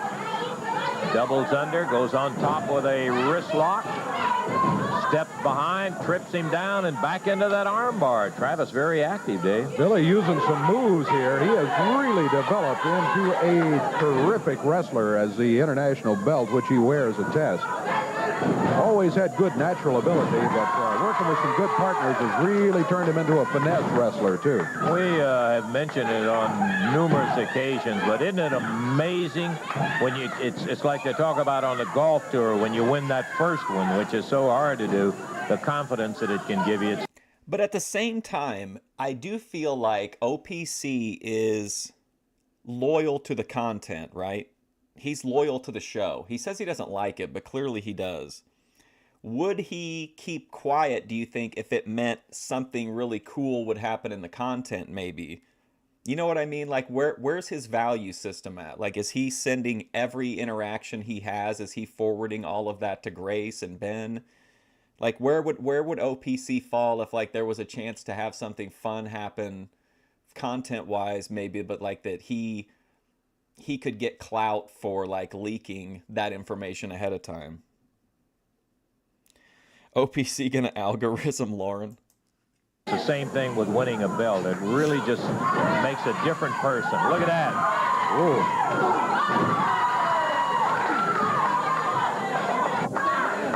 Travis really in control here against Keith Eric. Eric has been kept. Keem is just not, it's so acid. I'm sorry for ranting on this, but this is so crazy to me that Keem wants this 24/7 thing, and he thinks the way to get it is, no offense, but like purple hair and Billy the Fridge. You cannot produce 24 hours of content with professionals. Like, Grace brings an entire galaxy of stars, and then attached to each of those stars sometimes is like another cluster of potential stars. Like, it's such a deep roster. How do you not recognize that? Oh, because Darius had his shirt off and listens to copyrighted music? Who cares? Like, it's crazy to me that Keem would look at the lineup of people that are around the Thorpes and not be like, holy shit, like, this is like all the work is done here. All the scouting, all of the, like, research is done. Here are a bunch of people that are ready for prime time.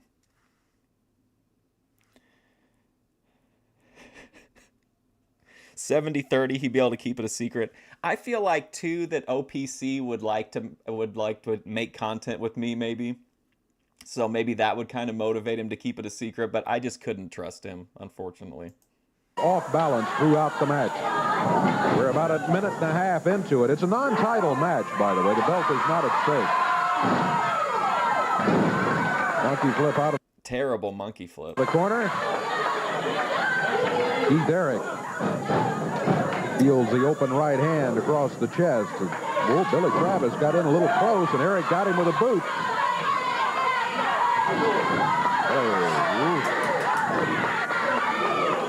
Pops him down to the mat. Eric was battling his way back, and Billy, you could see him grit his teeth when he nailed him in the midsection to turn it. And by the way, I know it's kind of an offshoot, and you have to really be somebody who watches every minute of every stream to really get the whole idea behind it. But this mini crossover event between the Thorpes and Healthy Family Force, I think, is yielding some unbelievably keynote moments, like Lalo interviewing Jedi Joy, Joy cutting a video first that says that Grace took her advice and that's why she's back on the show, and then made another one that said, Keem took my advice, that's why Grace is fired from the show. Like, there's a lot of like really fun stuff in there. I'm going to try to get more clips up of it, but it's, again, it's not like right in the forefront, but I think there's some really funny stuff in there. And Grace also, after saying that she disliked them and that they were knockoff Thorpes and that she was above them, literally boosted them to Keemstar, which got him mentioned on LolCow Live. Mark goes to main OPC. You wanted a trad wife, but Mark's moving in. I'm going to teach OPC Don how to get a trad wife.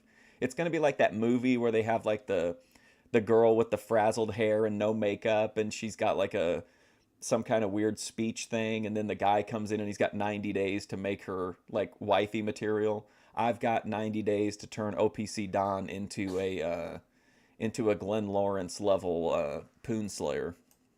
Double hands in, right off his feet. Eric is under the... Well, look out. All right. Dundee and Landell jumping Billy Travis. That's Keith Eric thrown over the ropes by Landell. 2 against 1 here. Me asking and getting them to talk about having worse was hilarious, yeah.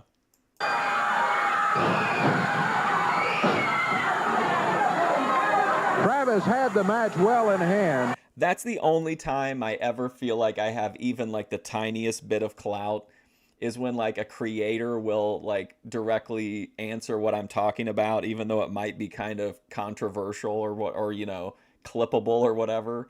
Because like if I'm saying it, then at least like, you know, it's somewhat it could be rooted in truth. So to be a somewhat trusted journalistic source in this space that's my tiny crumb of clout. And then I use it to get Jedi Joy to talk about Grace having worms in her butt. Landell, figure 4 leg lock. There's Dutchman. Dutch Mantel and the bullwhip clean the ring up. Billy Travis going to get the win. Dutch had to bring out Lucille with him. By disqualification. Dutch over talking to him. Boy, Billy, as you said, had it in the hand, but they not only jumped Travis and stayed with him, but they threw Eric right out of the ring, over the top rope. So Dutch comes in with Shoe Baby, and he runs Dundee and Landell out of there. Not before they messed up a good one. So the winner will be Billy Travis. Tony Faulk. Here comes Tony Faulk and Abdul Gaddafi. It's over to Land. Abdul Gaddafi and Tony Faulk. Tony, a lot of people are disappointed. Misspell it as manipulating. And you, Tony, they thought by now you'd have that first win. Hey, I want to talk about something else right now, and I get to that later, but what I want to talk about right now, you know, Lance Russell, this last week I've been a very busy man. I was contacted by the Secretary of State of Libya, Gaddafi's agent manager, and they've told me there's been a problem here. Speaking of like weird chat interactions involving me in Vegan Patriots chat, all of her mods, like they're all in like a Discord together, I think, or a group chat or something. I'm the only moderator that's not in it, and I'm not really around that much. So whenever I put something in chat, like her moderators get really upset, and because they don't know who I am or why I got mod or whatever. And they finally like were trying to like grill me yesterday about how I got moderator, and I'm like, are you serious? How did I get a wrench on YouTube? Is like even a relevant question. They said that the promoters, the capitalist American pigs, have been robbing this guy blind. They told me, they asked me, would I look into all of his business affairs from now on? They said if I was to take this job, I would be rewarded handsomely. I told them, sure.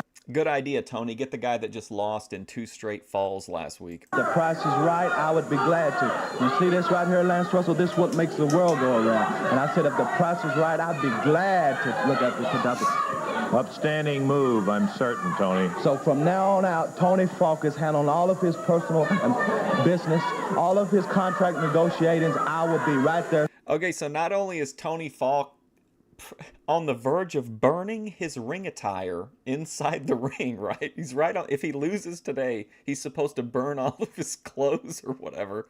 But now he's taking on a client he's going to manage. Why would you hire the guy who never wins? This is like one of the best wrestling storylines of all time. Make sure he gets a fair shake. Mm-hmm. Well, if he thought he was in trouble before, look out. Shut up. Shut up out there. Now, you know, dirty Dutch Mantel, you know, he's afraid to give Buddy Landell a title shot, a rematch, you know.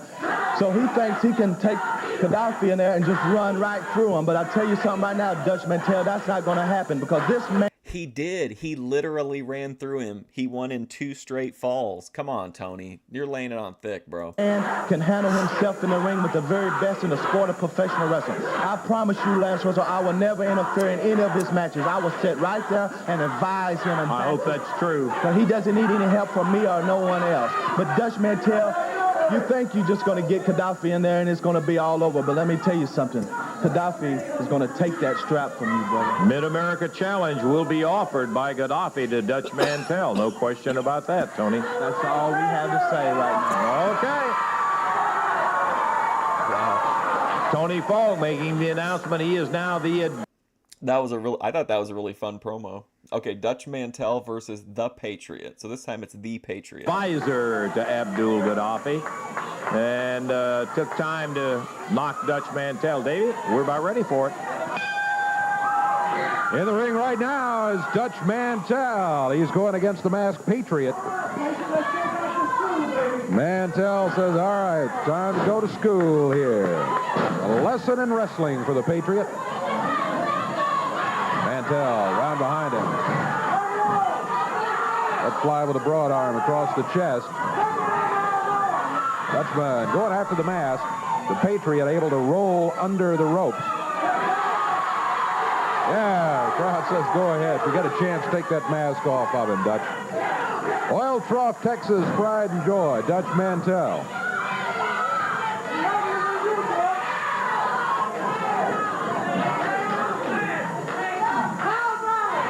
The masked Patriot off the rope, clothesline by the Dutchman. Yeah, crowd says, take it off. The Patriot rolls out of the ring again.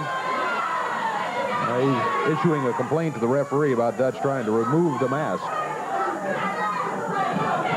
That isn't the only complaint. Yeah, he's got more beating on him pretty good.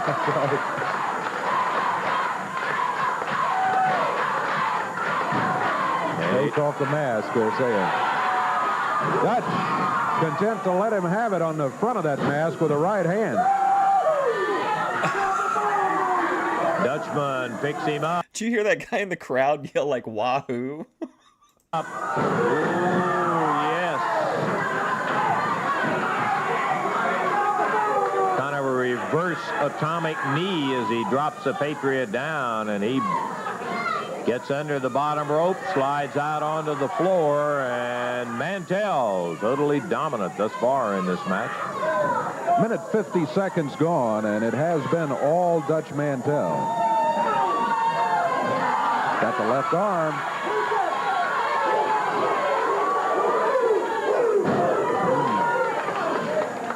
We'll be seeing a brand new team of Pat Tanaka and Jeff Young a little later in Championship Wrestling. And we'll be seeing Hustler. Who wants to see that team? Rip Rogers. Haven't seen him in quite some... no, not again.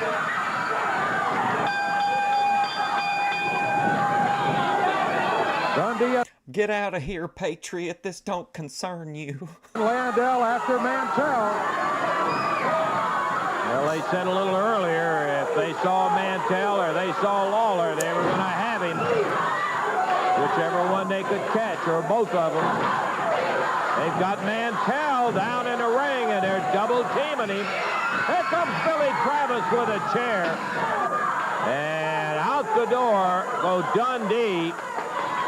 I like that. Good booking. It makes Billy Travis look good because he was brave enough to come out against two guys, but it didn't make the bad guys look bad because he had to do it. He had to have a chair to do it, but that doesn't lose him any like shine with the fans. And Landell, the winner will be Dutch Mantel with the interference. So the Dutchman racks up a victory the hard way.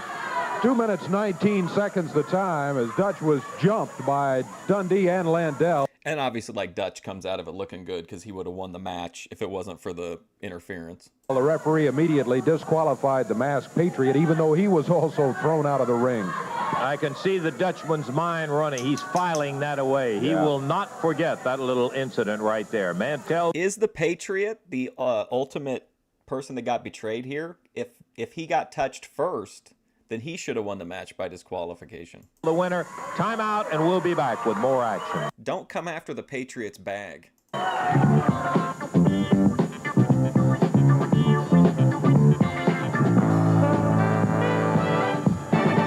60 seconds of your time, my friend, to tell you about the action coming up down at the Coliseum Wednesday night. You'll want to make your plans to be there. Going to be a whale of a main event, but also some outstanding other bouts. A full card of 5 action-packed bouts. Pat Rose goes against Paul Diamond in the opening match, and it'll be Tony Faulk facing Tojo Yamamoto. Interesting tag bout when J.D. Costello's Mod Squad will be facing Pat Tanaka and Jeff Young, an outstanding young team, and a Mid-America title match. Yowza, Dutch Mantel is putting it on the line. His opponent is going to be the least enthusiastic Yowza of all time.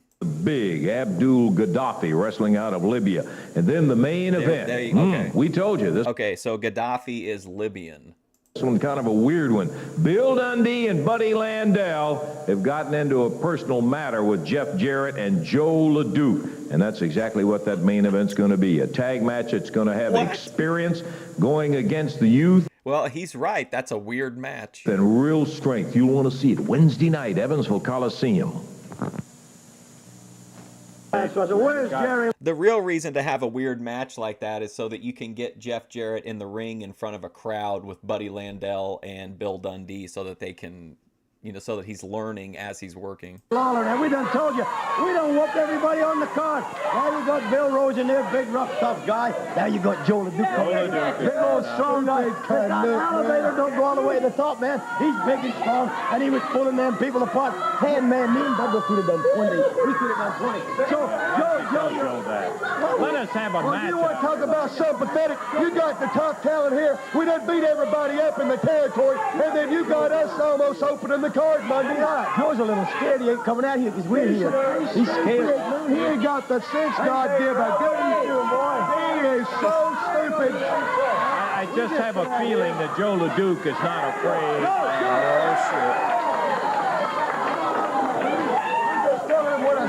Guy you was, baby. Yes, you were. Hey, baby. Man, look at Oh, okay. So they're gonna pitch that like LeDuc he's in on it. So it's all gonna be a setup to like basically just destroy Jeff Jarrett. Bill, you ever see anything like that before your life?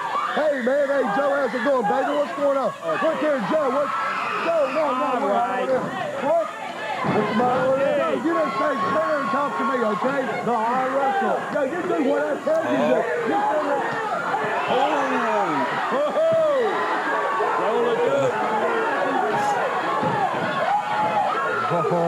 LeDuc goes after Dundee. That was awesome. Dundee, chain and all, looked at Joe LeDuc and left. Now LeDuc goes to work against Bill Rose. That's the way the match had been scheduled. Bill Rose, good night, Irene. Match lasts 5 seconds. Thanks for coming into work, Bill. That was the official time. The action lasted longer, but when LeDuc got in there, threw Dundee off of him like a light sack of potatoes, I'll tell you. Dundee and Landell decided it's a good time to leave. Boy, Big Joe doesn't like anybody interfering with him or his matches, as we just saw here. When he did get in there, the bell sounded, and again, 5 seconds is the official time of that match as LeDuc gets the pin.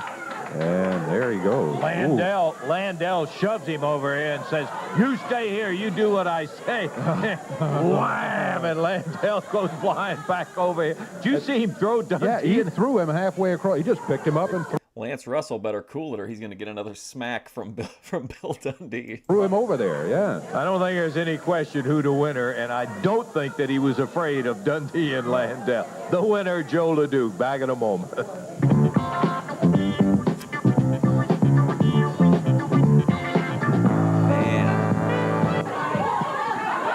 Okay, we're about ready to go with our next one. We're looking forward. All right, everybody send positive vibes.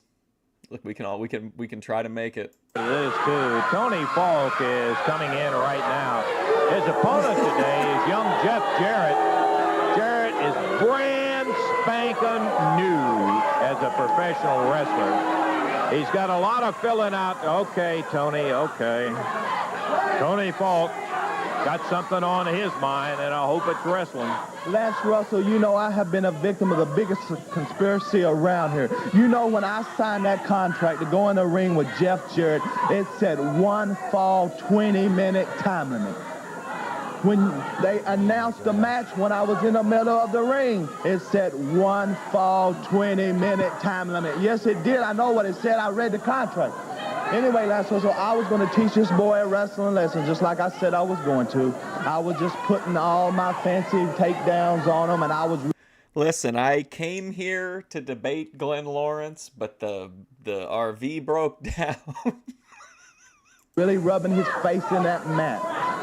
Then when I decided, you know, to really give him a beating, really pour it on. Eddie Marlin has agreed to reschedule the match. Everything's cool. I can't wrestle him tonight. Right when I was in the middle of it, they rang the bell. They said the time was up. That's right, because it was a 1 fall, 10-minute time. I know what the contract said. Well, just so you know what it is today, 1 fall, 15 minutes. That's exactly what it is. That's what I want to know.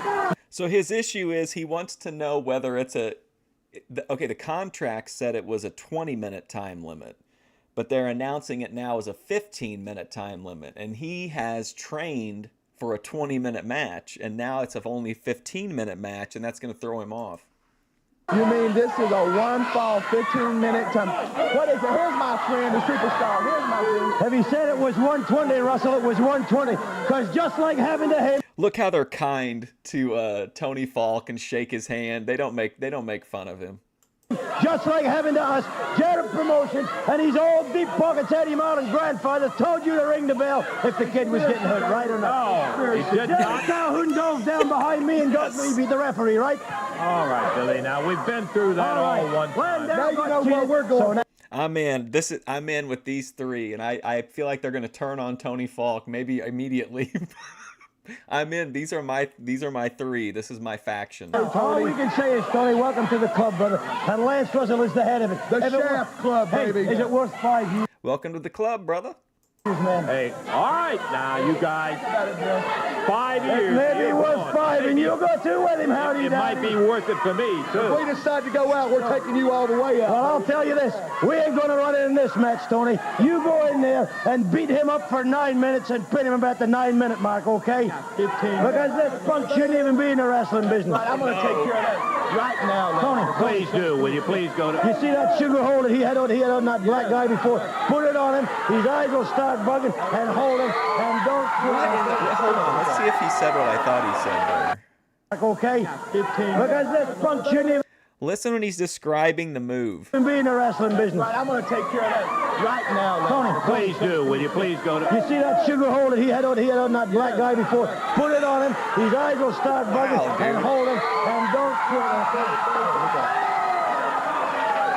Thank you. Eddie Marlin's out here.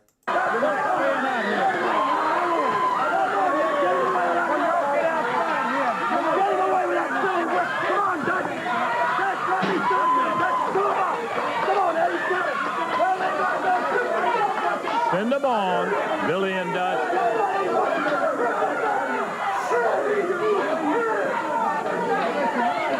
They're leaving. All we was going to do was watch. We got to go back so today. They can go back. Get rid of That guy's nervous enough without y'all sitting out here wanting to interfere. So what, Martin? Wasn't you having nervous in your first match? That's right. I was nervous in every one of them, but you're not going to be out here doing this. Well, Tony Faulk can beat him without us. Let Tony do it. Get your hand off. Well, there they go. Thank goodness. All right. Got rid of the extra baggage that was here. Dundee and Landell have gone, and there go Dutch Mantel, Billy Travis. Yeah, a little handshake to Jeff Jarrett up there. Tony Faulk finally in the ring. All right, everybody, send their collective positive energies that we can survive another digital assault from the forces of Jeff Jarrett. After all the conversation about it, and it is one fall, 15-minute time limit. Here we go. Jeff Jarrett, nail with a right fist as Faulk grabs him, slams his head into the top turnbuckle. Jeff Jarrett. Oh, I loved when Gorilla Monsoon would say pandemonium, but like absolute pandemonium breaking loose here at the Garden. Brand new in the wrestling business. He's given away a lot of weight. He's given away a lot of experience in there. But this kid is a really fine athlete. Jeff is an outstanding basketball player. He goes to Aquinas in Nashville and was nominated for the... Hey, listen, folks, our worst wrestler is beating the shit out of him, but he's a great basketball player, folks. Academic All-American just yesterday, Dave. Very fine honor for an outstanding young man. He's in trouble right at the moment, but I'll tell you one thing. You're not going to see him giving up on anything. He's got all heart. He showed a lot of mistakes the first time we saw him, but, brother, he showed a lot of heart. Nice move by Jeff Jarrett. He reverses Faulk into the turnbuckle and then dumps him over his back as he came out of the corner. 1 minute of action gone. Tony Faulk, right fist.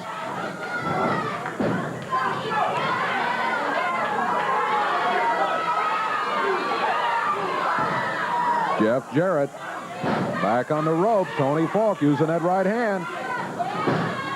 What masterful storytelling from Memphis Wrestling that I give a shit about this match. Like, it's just amazing to me. Faulk backs to the rope.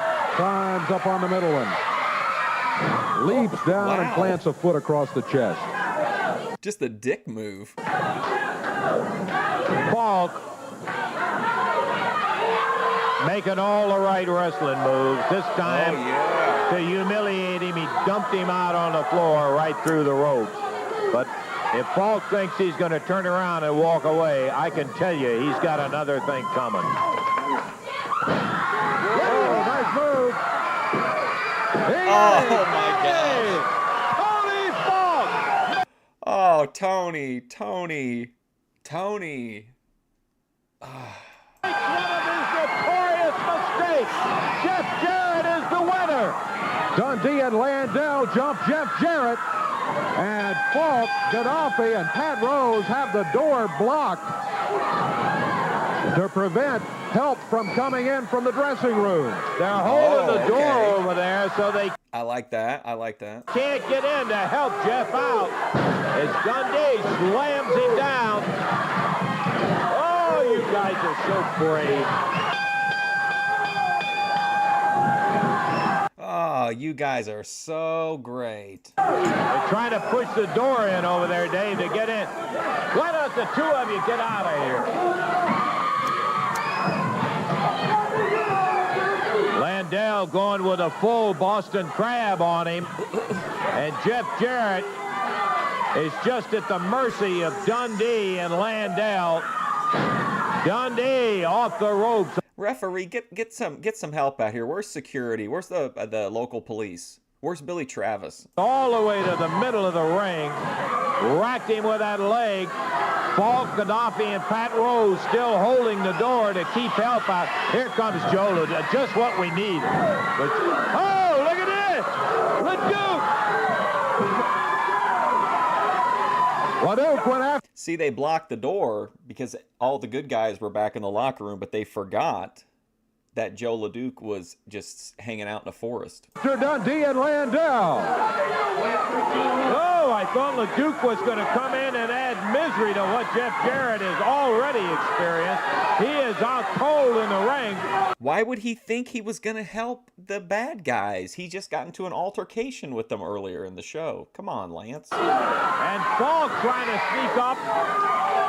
Gets nailed back down. And here comes Dutch Mantel, Billy Travis, and LeDuc came in and turned it. Boy, I thought LeDuc was heading in there to do what he does best, and that's beat up on people. Much to our surprise, he nailed Dundee, he nailed Landell. Well, don't you think they kind of set the stage for that earlier whenever they interrupted they ran down and like cut his match off, and then he had to come in and like chase him off? And LeDuc, I cannot imagine why, well, LeDuc's reputation came in and really saved Jarrett, picks him up now. He's carrying him out the door as Eddie Marlin, Travis, and Dutch Mantel go. Good night. You know, I don't understand it. I mean, that is certainly not typical of Joe LeDuc that we know. No, but I think Joe was upset with Dundee and Landell to begin with there, and well, I don't know. They had that little confrontation out here. If there's any way that they hear LeDuc out there, I'd like to get him back out. I'm very curious about the move of Joe LeDuc. I'm very happy that he came rolling in there. Hey, Joe.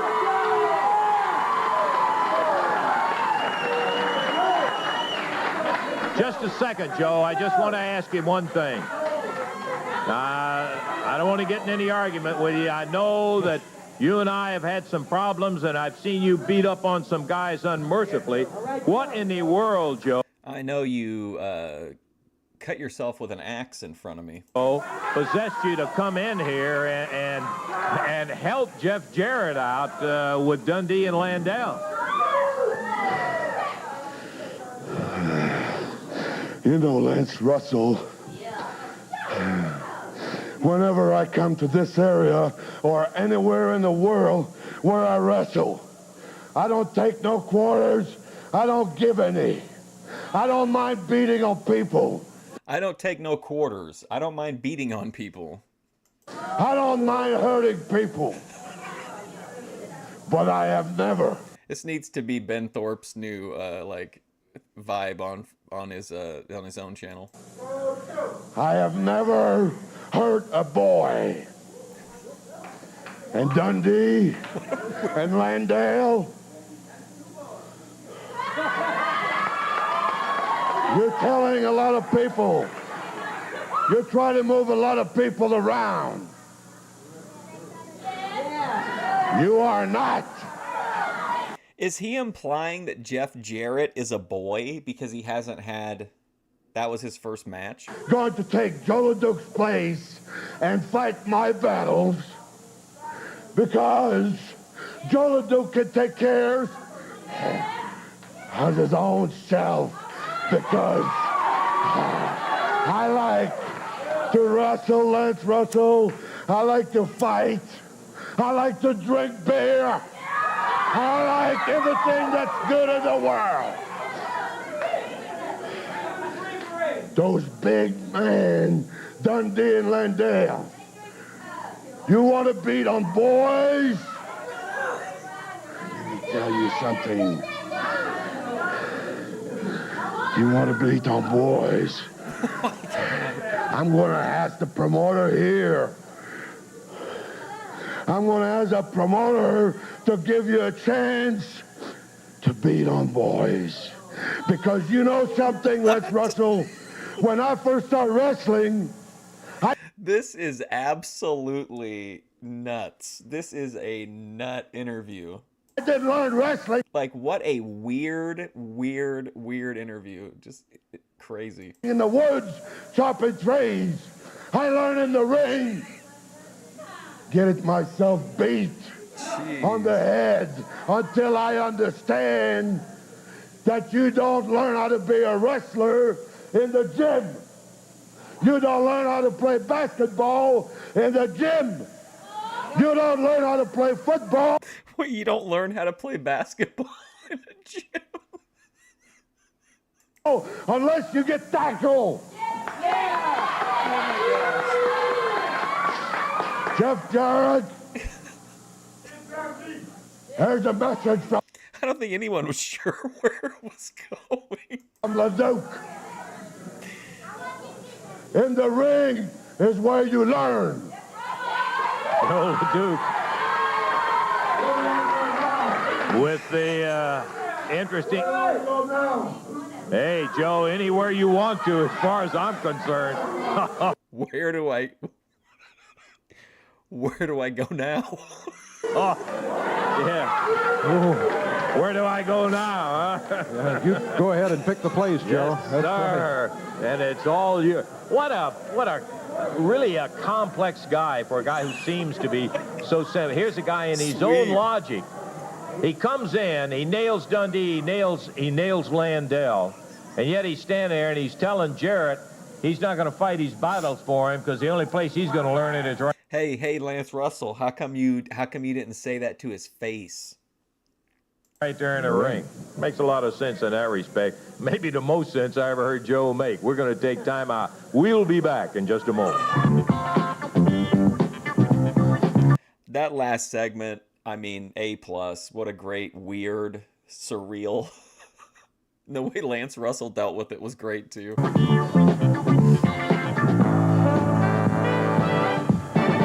What do you think about Ben Thorpe, Mark? Well, he's a complex individual.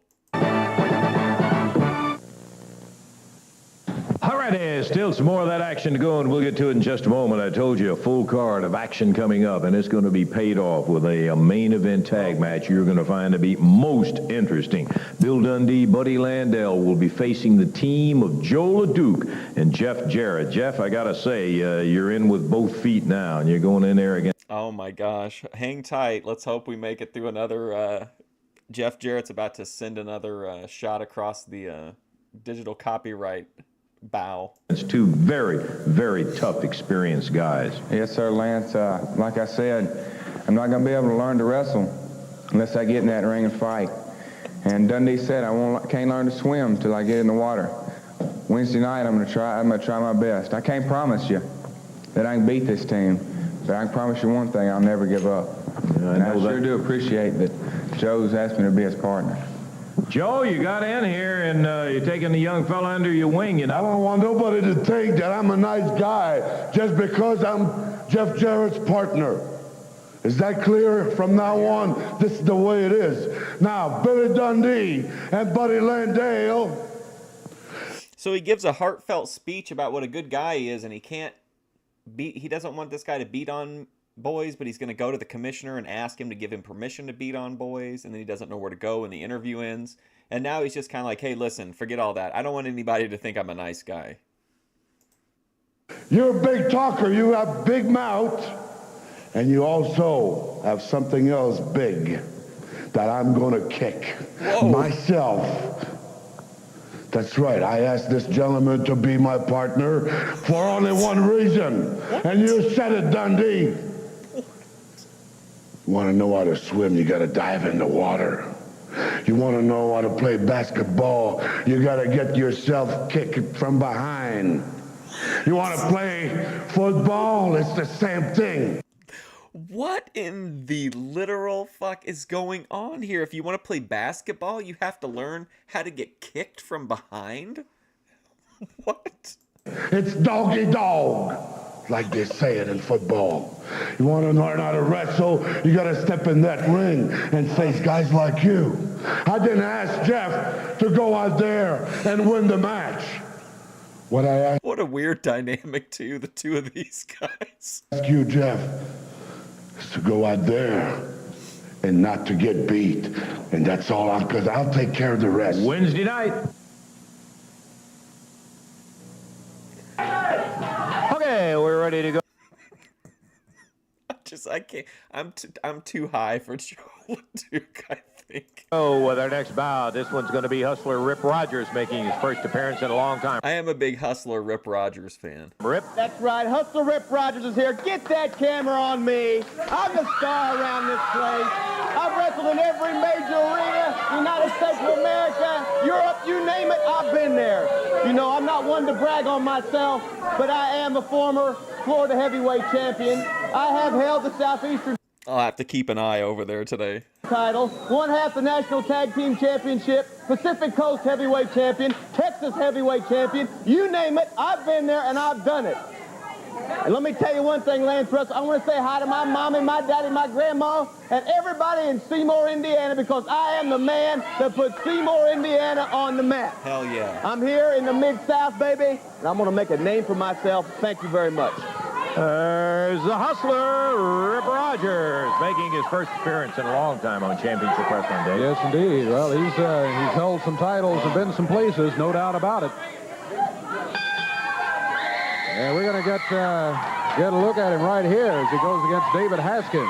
David, former collegiate football player, weighs in about 235, good size on him.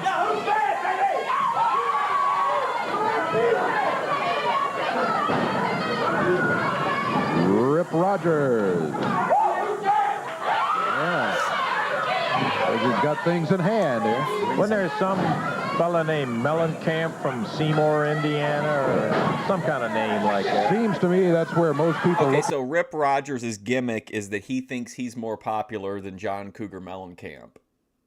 At a map discovered Seymour, Indiana from John Cougar Mellencamp. Now, we didn't know that it was Rip Rogers that put it on the map. No, I didn't until just a moment ago when he said... We're all born bulimic. As a matter of fact. Rip Rogers doesn't lack for confidence, I'll guarantee you that. He grabs David Haskins, slams his head into the top turnbuckle, and nailed him in the back while he was over there. Rip Rogers dropped down with the upper arm. He's got Haskins on the map, and he steps on him.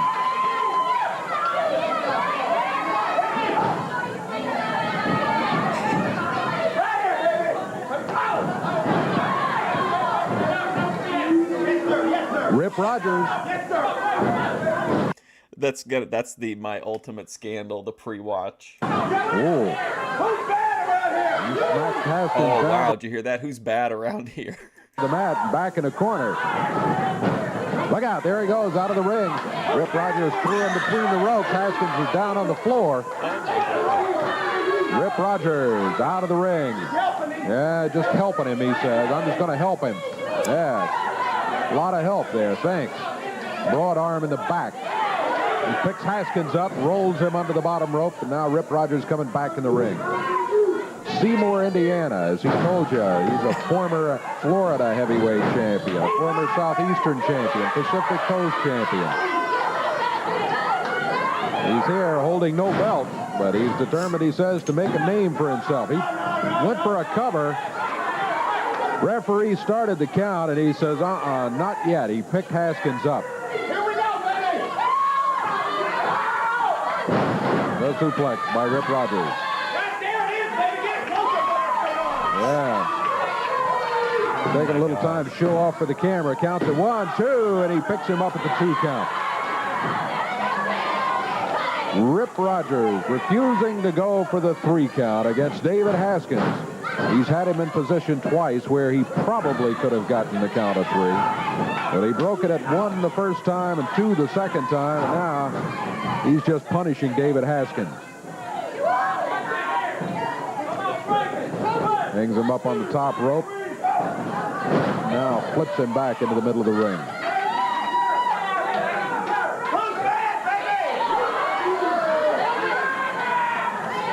Okay, so I have good news. I don't have to leave as super early, so we can definitely finish this episode.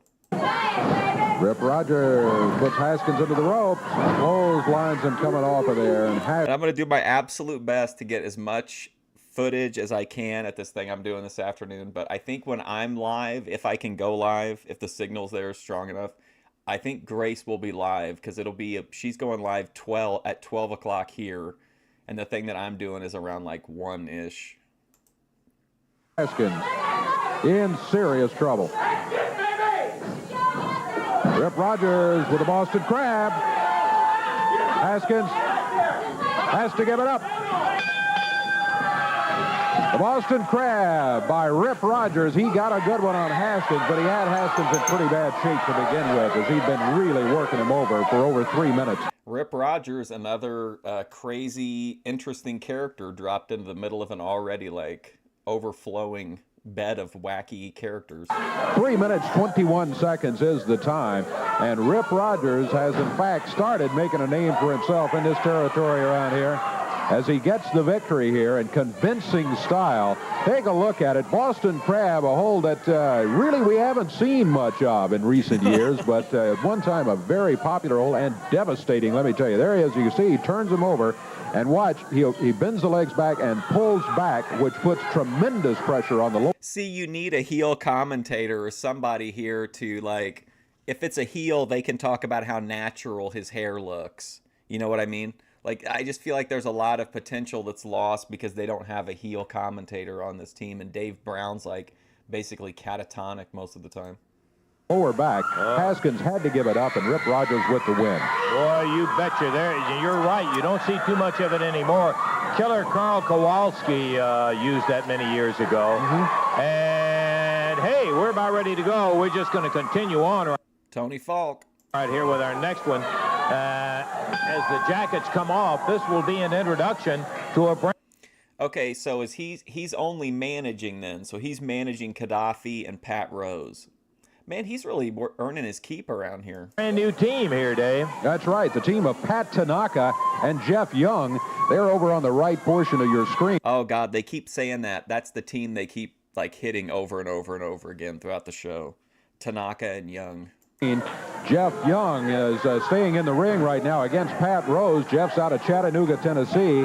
His partner, Pat Tanaka, is from Hawaii. There's Jeff Young with Rose backed onto the ropes. In the corner of Pat Rose and his partner Abdul Gaddafi is the one and only Tony Faulk. Just walked into your picture right there. Oh, now it's the one and only Tony Faulk. Nice. Trying to find a chair for him. I would feel better if he was sitting down. Yes. Jeff Young. Grabbed by Pat Rose. Head slammed into the turnbuckle, and Pat Rose makes the tag. Here's Abdul Gaddafi from Libya. Boy, this guy is big. He is. Now, yes. Jeff Young is a beautifully built young man, but let me tell you, this Gaddafi is just, he hit the deck. He got a move put on him there. Young giving away the weight, but... Was that Ben Thorpe talking about Lalo? He's a beautifully built young man. He used Gaddafi's weight against him there as he moved, and Gaddafi, with gravity, had nowhere to go but into the mat.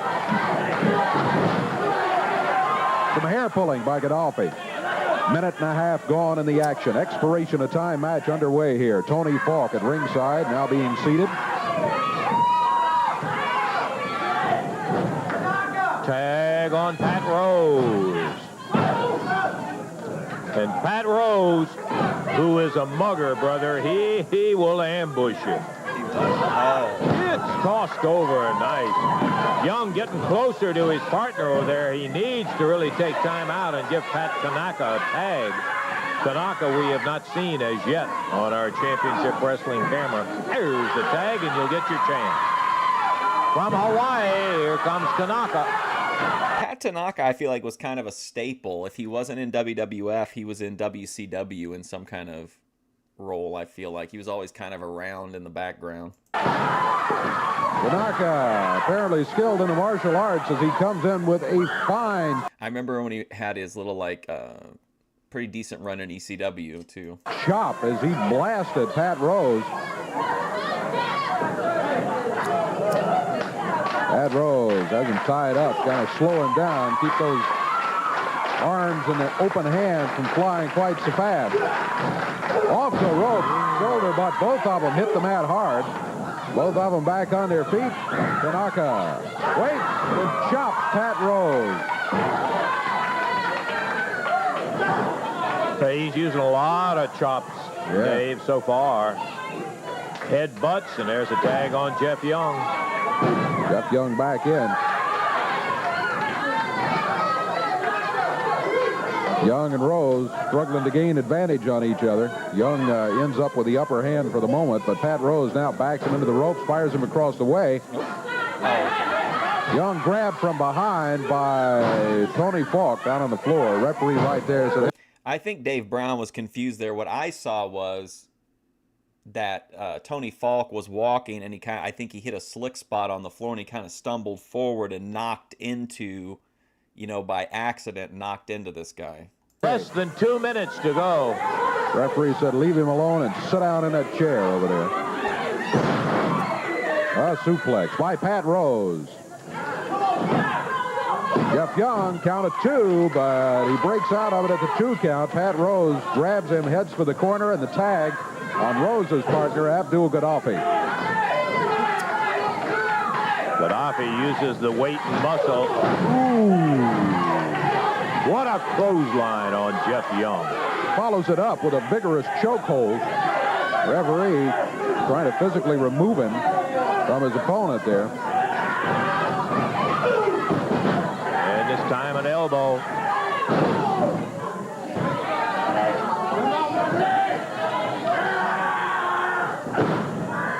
The slam by Gaddafi. Tag made, and Pat Rose comes in. They double team here against Jeff Young. Our time is fast running out on this match. And it's been a good one so far. They've been very, very... Oh, my God, I'm sorry. I went to cough and laugh at the same time, but I could not believe that he still went for that elbow after the guy was already like 3/4 of the way up off the mat. Like, I was completely floored by that. Even Matt. Sure has. Jeff Young with a nice forward roll over to the corner to get the tag on his partner, Pat Tanaka, and look at him go with a hand flying. Oh.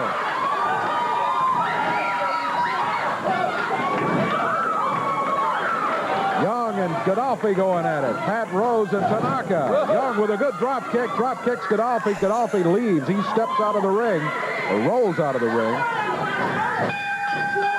Time has expired. Also, like, if you're chanting Pat, what good does that do if there's a Pat on each team? How does anybody know who you're talking about? That is it. Time is up. Time is out. Boy, I wish we had another 5 or 6 minutes for that one, or a half hour. What a spirited son of a gun. Dude was son of a gun. Dude wanted to see half an hour of this. And that one was. Woo, we'll take time out, check our time, and be back in a moment. Oh, my gosh. Yow, boy, I hated to have to bring that one to a halt right then and there.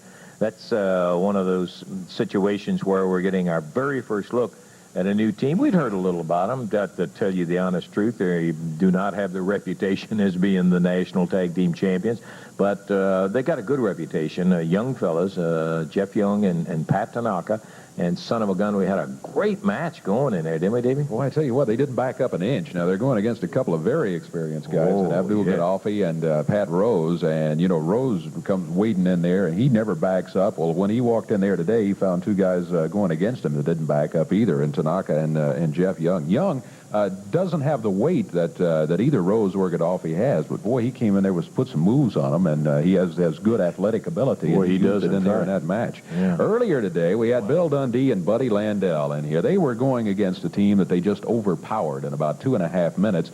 They were a little bit upset about some of the bookings around the territory, that maybe they weren't always main events, and they started complaining about that from time to time. Said they could beat anybody. Well, Billy Travis was going against Keith Eric. Billy had the match pretty well in hand, but Landell and Dundee came in and interfered. Travis wins it by disqualification.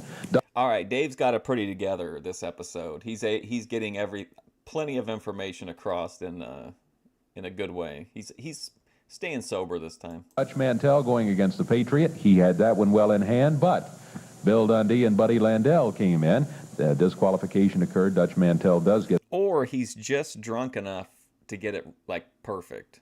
The victory. Joe LeDuc against Bill Rose. Now, in this one, Landell and Dundee came in, and they said, Joe, come over here. Landell said, just listen to what I have to say here, and I'll tell you how everything is going to go here as Bill goes in and beats up on this guy for you. Well, Joe shoves... Landell put his hands on Joe LeDuc, and LeDuc shoved Landell about 6-7 feet over here. Right out of the way. Jumps into the ring, picks Dundee. I mean, this is a Dave Brown masterpiece, is it not? This is like some of his best work ever. Look how, like, happy he is and engaged and invested. What a performance. Up and throws him out. The bell sounds. He pins Bill Rose in 5 seconds, and then right back to talk to Dundee and Landell. So that kind of cleared them out for a while anyway. Then it was Jeff Jarrett winning over Tony Faulk. There was more interference there. Rip Rogers got a victory here today over David Haskins, and then the match was a draw. We just talked about Pat Tanaka, Jeff Young against Pat Rose and Abdul Gaddafi. And LeDuc did come in and save Jeff Jarrett in there, which was a stunning surprise, but we were awfully glad to see it. Big ups to Dave. What an effort. What a performance. At that point.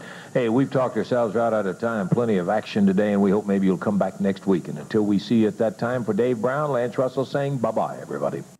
Oh, yeah, that's true. He had last week off. I forgot about that. Wow. It definitely did him some good. Found him. He recharged with a ring rat. That could be. All right, I'm going to go. I'll probably be live for a little bit this afternoon at this random thing that I'm going to, but otherwise I'll be back tomorrow and we'll watch a few episodes. I'll try to find sequential ones so that we can keep stories going, but if not, I'll just find like 3 interesting looking love connections we can watch. That was a pretty fun stream last